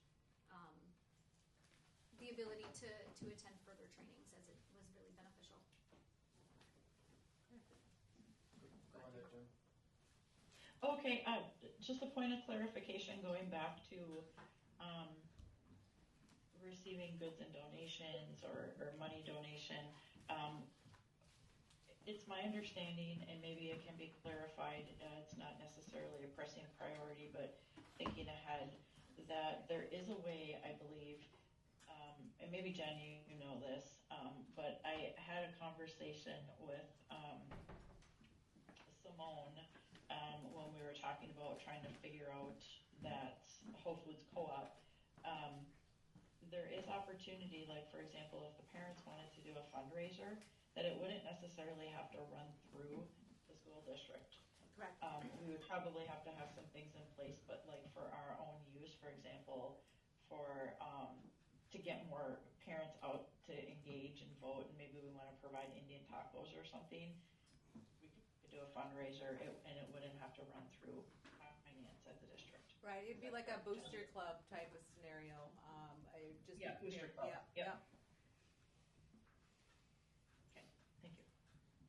Any last minute comments on that committee member reports? Oh, go ahead.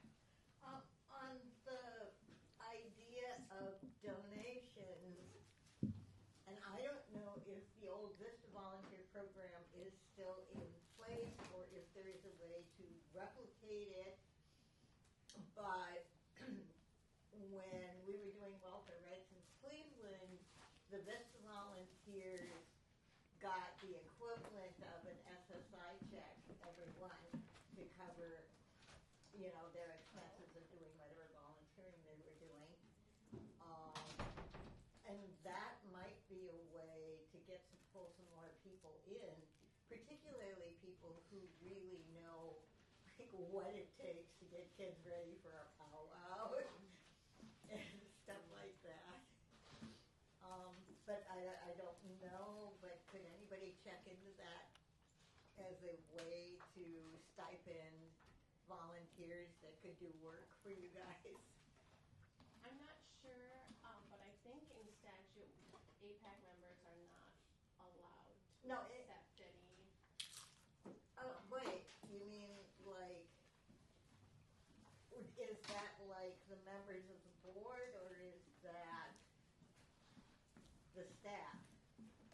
I think maybe, and maybe I'm misinterpreting the AIEA guidance, where it's saying you can't use aid to provide a stipend to your AIPAC. I might be misinterpreting that, so that's probably something we can look into. Yeah, because what we had is we had a campaign for human development grant that paid the staff, so the staff got more money than the amount of an SSI check, which was $325 back then. But it was an organization of welfare rights, so welfare moms, but they could get their stipend plus their welfare check and food stamps and insurance, with none of that being affected by the stipend, so that the stipend could cover, the cost of working. And all the expenses that take to be active. Right, but that worked really well, and I don't understand why this group couldn't use that model, but I don't know. This is from the 80s, which is a long time ago. We could clarify with MDE. Something good to look into. Yeah. Any final comments on this before quickly moving on? All right, I'm going to move on to this new business. Basically, a lot of this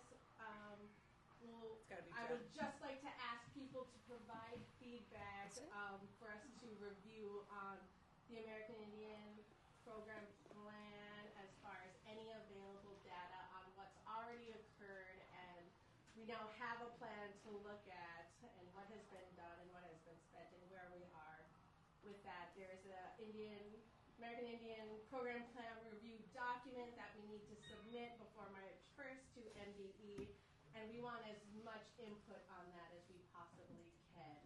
And we have to review each of the 5 areas. That's going to be the big focus on our January 21st meeting, is to at least have our input as parents, and whatever staff can kind of look through the plan and say, this is what's been done, and are we meeting our goals as far as the know so much. Anything else? Anything to add on that document? I don't. It is available on MDE's website if anyone wants to look at it. And if you go online and in our bylaws document, I had hyperlinked a bunch of the MDE things, and that is hyperlinked in there. Moving on, review relevant data. As far as progress towards goals, I don't want to take a lot of people's time. I don't know. I know Jen had given us this, and I think this is what that was about, right? That's the school profile that TNAC originated back for tribal consultation under ESSA. Oh, so awesome. Those, so I sat down with Adele. I don't know if she's, I don't know her title. All I know is Communications Director. Her and I work together really well when we're pulling out data from past experience. So we sat down one day and we just pulled some of the data on there. We didn't pull any of the grant amounts because she didn't have access to that. And so I thought that would be a good start for the parents. And that way, if you need more information or data for that, we'll get more of it, of course. The point is not just asking for how many students are in special ed, how many students are truant, how many students are this, that, or other thing. What are you going to do with it? What are you going to do about it? And that's where the planning and strategic plan comes in on helping students be successful when you have those numbers in place. Awesome. Be good for that. Thank you for having it printed out. I encourage everybody to take it, look at it, and kind of digest it. Gray has them up there. Is it available online in the Google Meet documents? And if not, can we get it posted on the website? Just so people can review it?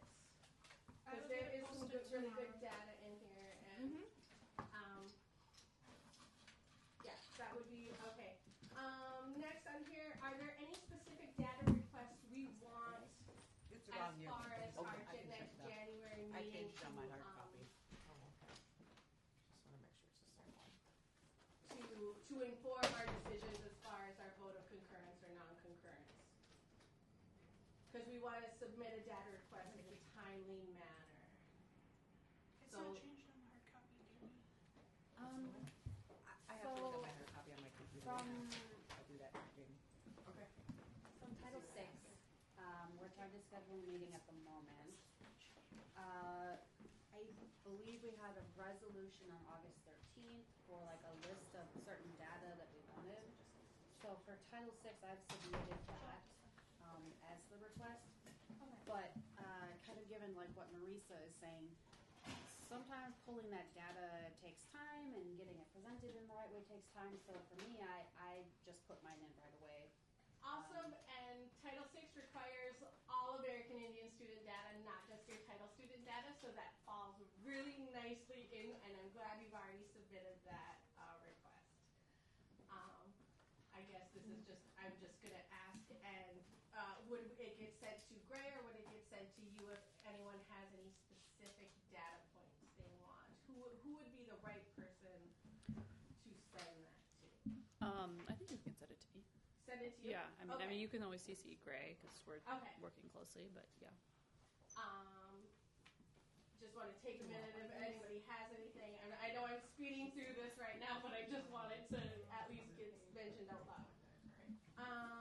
Okay, I just want to make clear that this one here is not the one that Adele and I did. This is from Edie House and the crew back.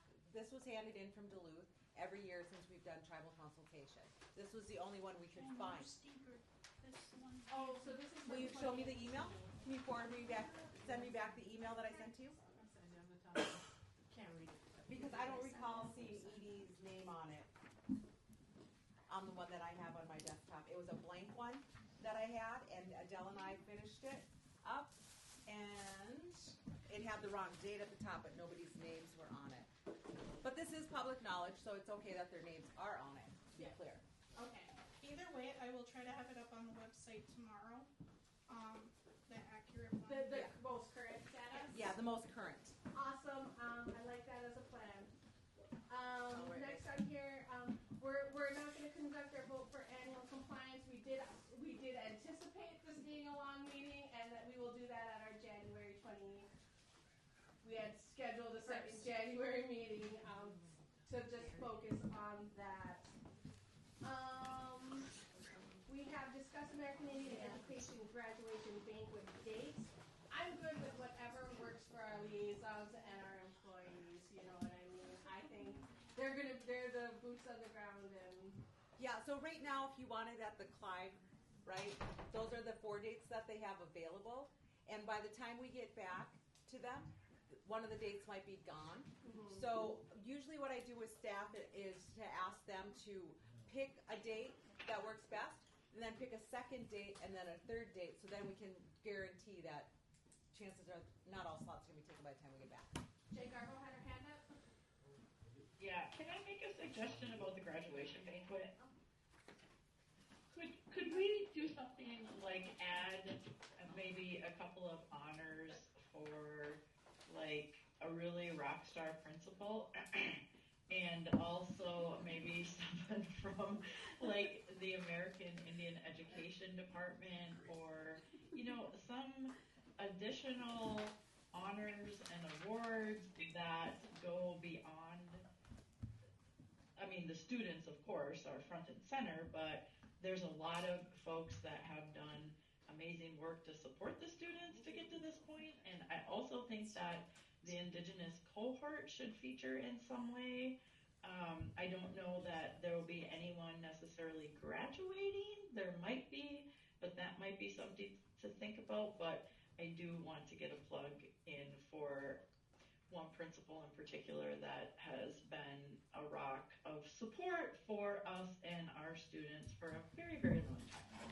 Jen, I just suggest I don't want to do it tonight, but let's establish a graduation subcommittee, you know what I mean, that we can kind of get together and work on. The dates are the most important. The dates are the most important, but like I said, that'll be for the staff. This will be kind of for like our input as parents and community members, to really recognize the good hard work that our district is doing for our American Indian students and the gains that we're making. Go ahead, Lydia. I was just gonna make the suggestion of creating a subcommittee so that some of those, like the things that Jen Garbo was talking about, can be discussed in a smaller setting and then brought so as not to take up as much time during the full meeting. And then the second would be some of the dates. I would just want to make sure that we're not putting our event on the same night as like East's Honor Night or Denfeld. She checked with Adele. Okay, just because I wouldn't want our families to have to choose Yeah. where they're going. Oh, absolutely. That's So why those specific Those are dates the, are. thank you for doing that. Yeah. All right, sounds good. We have on here an MIEA parent, student, and staff sign up. Here again, I'm going to request that if people want to attend MIEA, I think we put 20 people in the budget, 20 staff or students and parents, to send an email to Marisa or Jimbury or Gray at a student name and a parent name as soon as possible, so that we can get a prioritized list for people. Yeah. Can I ask how has those decisions been made in the past if there's more than 20 people who are interested? What we had talked about is students first, because that's what's in the guidance, then parents, and I think it's parents who have not gone in the past, and then if, you know what I mean, that's what was talked about when we were talking in the plan. In the plan, it has up to 20 students, 10 parents, and 4 additional staff. And additional means outside of our department, because this is something that's a required training for us as American Indian liaisons. That's in our job description. This is like the one of 2 that we're required to go to. I guess I have a question about AEI funds shouldn't be paying to send non-departmental staff, that if we're sending other staff, which we should be sending principals and teachers, like they're learning how to teach to our students and those things, like the district should be funding that, not. I'm going to address that. So Jamie, if you can show me that in your job description, if the district requires you to be at that, then they can't require the American Indian State Aid to pay for that. Okay. So we'll clarify that, because districts can't say you have to go to these things unless they're funding it. And they can't assume that JOM or this will pay for that. that make sense? Yep. Okay. Jen, I just sent you their job description. Okay. But yeah, so thanks for the not knowing that one. So thank you, district. Thank you, district, if it's in there. But then for the additional district staff, we can't use AIE funds. The district can't use our funds to send non-departmental staff. Whatever's in the plan is Okay. what we all decided. I'm gonna I guess. just don't know what's right. Well, the thing is the staff that would be going anyway, they would be chaperoning potentially students. Okay. Yeah. Okay, we're gonna move on from that real quick. May 9th Spring Powwow Planning Committee. I would volunteer to be on it personally. I guess let's establish a quick subcommittee, or you can reach out. Do we have a point person on staff who is involved in that? Well, kind of. I think we need to meet as a department and decide how we're going to support that first. Because there's been a couple different places that probably want to powwow. So Yes. we need to get together and talk about that as a staff. But I would say that the coordinator should be part of that and leading that within the district, right? And then AIPAC will join the subcommittee. And then I know there are other folks. I don't know. We'll wait for guidance from the coordinator and the staff before establishing a subcommittee, and then we'll come in. Does that sound okay? Yeah, that's Okay. right. I mean, Jen, I think the date, what's most important about spring events is nailing down the date. So you do have it on May 9th, which is totally awesome because that is a Fond du Lac Memorial holiday for us. So we should have a lot of Fond du Lacers coming to join your powwow. But this, I guess I would say like this is one school requesting this date. This is not taking into consideration the other schools that are requesting okay. a powwow. Yeah, I think we need to. Oh, I see what you're saying. Yeah, Okay. yeah. I thought maybe it was like an annual thing honoring the nearest reservation to Duluth. I mean, it should be, right? For the fact that, the land here, yeah. Gotcha. Okay. Guess I was presumptuous. We'll wait on it. We'll keep bringing that up. Go ahead. I know we're moving quickly, but for the MIEA, are we establishing a process for who is, how are we just emailing Marisa that we're interested, if we have student, staff, parents? We can send around a sign-in sheet right now, but I also think there should be some type of newsletter that goes out because it should be available to more than the people in this room. Right, that's why I'm asking, like, what would that process be? Like, should people, if they're not here tonight, like, reach out to Marisa and say, like, I'm I think interested reaching in out to me is great. Okay. When we meet next week, we can also talk about to make sure everyone knows. Even if there's a parent square saying, We should do a contact parent us square. if your student wants to go, if our liaisons have a student they'd like to nominate to go, you know what I mean, or something like that. Okay. Okay. Refer them to. Well, MIEA is going to be looking for nominations for, awesome people, right? Students, staff. Nominations for students to attend. No, Because there's also gotcha. their student award. That's something we need to think about too, because there is that opportunity to recognize our excellent students at the MIEA conference, right? There always is, and I would love to get together as our AIPAC and recognize some of our outstanding students because we got them, right? And they deserve recognition. Okay, round dance. Is that just kind of a thing that staff needs to talk about first before we kind of get involved into a planning committee for that? I think the round dance, correct me if I'm wrong, was a similar situation in Power, where people, in the absence of some structure, I think people have been putting together these things, and so I kind of just said, we need to pause on planning like a school thing. It needs to be led more by the coordinator in conjunction with AIPAC. So I do think it would be appropriate probably to do another subcommittee. I know that we have folks that are interested in both those things. So I think, like Jen said, I do think the date is probably the most important thing. And so we can start to do some district calendar checking also as well. So I think Jen Garbo has her hand up. Yeah, just real quick, if we could go back to the MIEA Student Awards. If our district nominations for student awards. We need to really get ahead of that. And I think that the liaisons who are most connected to our students could use some support in writing the awards, because I know like a couple of years ago, JP wrote a lot, and I mean, he was like, you know, late in the night, early morning, on weekends, and it's just something that I think we need to rally around and figure out a way that we share the work, even if it's like, you know, if things are put into a Google Doc, I am happy to edit. Like, I love to do that, and I can do that. You know, I mean, we all have different strengths and things, but it's a matter of just planning a little bit and organizing a little bit to make sure it's not last minute, because this conference is about students, and we want to really uplift our students. So. Yeah, exactly. Doesn't necessarily make a lot of sense at this point, because if you can only support 20 students, then the ones that win the awards are going to be the ones that you want to attend, and with their families, unless you're going to fund additional. So think that one through. Think that one through, and maybe I would just request every liaison, we have several liaisons, every liaison like nominate a student, and then we could get together and say, you know what I mean, help kind of write that, you know, recognition scheme.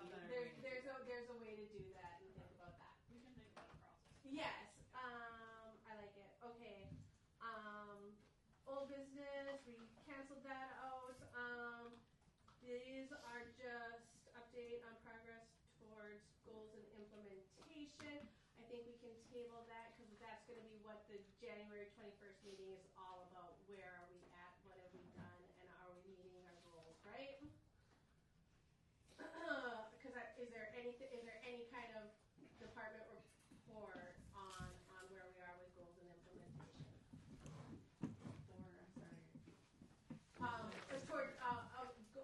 What was it, our plan? That's why I put on there, the spring powwow was one event, the round dance was another event, and then wanting to know like the different liaisons on like, are you going to Sugar Bush? When are you going to do more college career type of visits, that kind of stuff. So I just was getting the ball rolling. That's why I put those on there. That's awesome.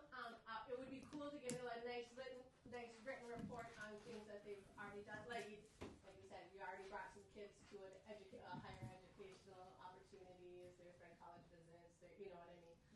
Things that you guys have done that fall into our plan. And just get something quick written up before January. I think great. We've been collecting some things that the liaisons have sent in. A couple things, but I would love to have a lot more set. We'd like, Yeah, just something we can all review at our next meeting. Update on American Indian Program Plan Review data as filled out. Okay, so that was that. I did a QR code way back in October. I had made like kind of a Google survey based on I know they want to update it. It was talked about at the training. They want to update that whole. It's like a 13-page document where you review. And they want to update it with current statutes. Not a lot of people have filled that out. I think I've had like 4. But again, we had a QR code in one of the early meetings, and then it's also linked to our bylaws document that's online. So a couple people, not many, have filled it out, so there's some data. We also did a hard copy of it here at, I don't recall what meeting because my brain is still kind of fuzzy from the thing. But one of the meetings we had here, we had printed these out and we left it at the front table. And there wasn't any left when I left here. So what I did for myself for Duluth, not knowing much, but however I could answer, then I just go back and check it, and then review it as a group and then see where we can go. Even though the new statutes are not on there, it's still really good to know like where you are right now, and then add in the statutes that you're doing, like the smudge policy, things like that. And it's just kind of, I think that will be a big focus. We'll maybe even just do it together, all the questions. Yeah. Like this is where we're at right now, and it could obviously change before we take our vote. If there's additional information, go right ahead. Thank you. So Jamie had sent me the one you guys put together the Google form version, and so I went ahead and copied everything you guys had on there because why change what's already good with that, with what you guys had on there. So, but I have it so all the information can come to our department from office support, and it is linked in the Google Calendar. I think I believe self-assessment rubric. It's a link on there right now. So are you collecting responses? Not that to one. that? How many responses have you gotten on that? Link to take the self-assessment rubric. I have not sent it out at all because I've been waiting for direction on that, when leadership wants it to go out and It's to where. already linked in our bylaws, and I have gotten some responses on that. Okay, well, we can combine. Yeah, I mean, absolutely. it's a, what do you call it? We're green at this right now, so we're gonna have some like little tech issues or whatever, but as long as we can compile it all together. Right. And it's nice because it puts it in an Excel sheet for you. You know what I mean? There's really nothing to collect. Did you get responses, Gray? Or? She hasn't sent it out. Like I said, this was the very first time I put the link in here for anyone to access. So, because Mr. Tusker wants to know what a big part of when we did this and why we put it in a Google form is because we want administrators and people to participate in this, and we wanted district staff to also participate in this because we need to kind of gauge what the view of Indian education is in the district by non-native people, and to have that input on what they think is part of this, what's not part of this. Even, I guess, as people who don't work in this department, there are still other people who work with American Indian students or are American Indian people. So at some point, like if that's going to be an administrative thing so that they can ask or make it a requirement, because it's really hard to try to do programming if you don't have all schools I can participating. harass people around the Okay. DSC. Thank you. Okay. Honestly, the Google form I like. You guys did awesome with that because it's a lot less. It's So like me, it's basically less exactly overwhelming. what's on the MDE It just, website. the format, it just looks less overwhelming to me. Yeah. Okay. That's what it is. So regardless of how you want to see it and do it, Yep. these questions should be on here, and your school board also should be filling this out. Superintendents, principals should be filling this main one out, and then the forms you want maybe with your parents and students, you want it more simplified because they'll get overwhelmed with this. This Right, and there should be a much easier, simpler version. So Jen, how do we make that like maybe a requirement, or how do we urge that for administration to participate in that? Because that can come from their direct supervisors to have fill it out, because it's not a punishment thing at all. So I could hand this to the principal and I would say, I need this back by Friday. Okay. Please review it and I'll check do the that box. right now. 'Cause I'm not even gonna be. Oh, that one's mine. Give it back. But that's and you're not asking them to do anything but to read. To read through, and then they can just X and put their name on there. Okay. Simple enough so people will do it instead of like, at the end of this call, please wait for the survey that you are not going to get a single dollar for. No, we don't do that. We got a comment from somebody online, and then I'd like to wrap up. Go ahead, Liz. For the form, can't you trigger it to like the first question to ask if you're a staff, a parent, or district person, and then from there it should trigger the correct questions that they would need to answer.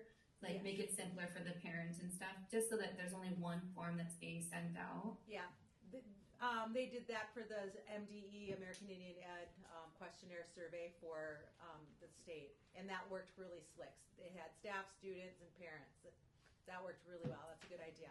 Yeah, I should have. But the rubric is super long, and it has all of the you're doing awesome, not so well. So it has a lot more to it, but a simpler form of getting That's why knowledge. I put in the Google form, because even for staff, you can just click through it, record your email and who you are right away. Yeah. And you can fill it out as many times as you want. Okay. Because this should change throughout know so much, and then he was screaming like, oh, I've been paying attention now. That sounds like Ricky White right there. To take the self-assessment rubric, okay? Okay. So we can work on that. Okay. Amber, can I have just 1 second? Yes, do it. So on this thing that says Edie House for the school profile, this was what was presented to the Fond du Lac Tribal Council and myself that year. The one that I sent with Gray, all you're gonna get is this first one with the percentages on it and nothing else, so you can at least see it.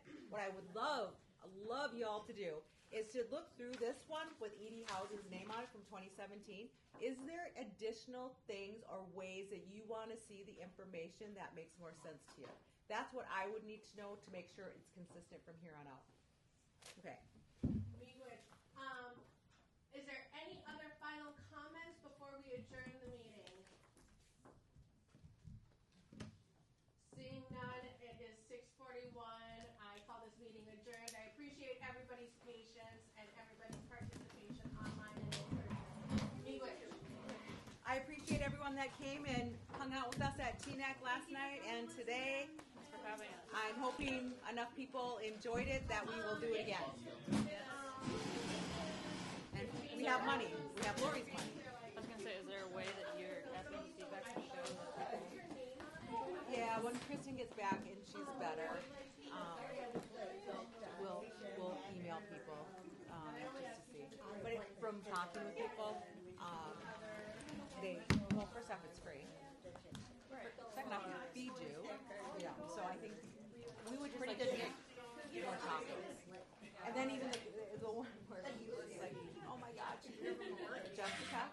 So she did not like me. Grand Rapids. Yeah, but Jen, do we have more tobacco?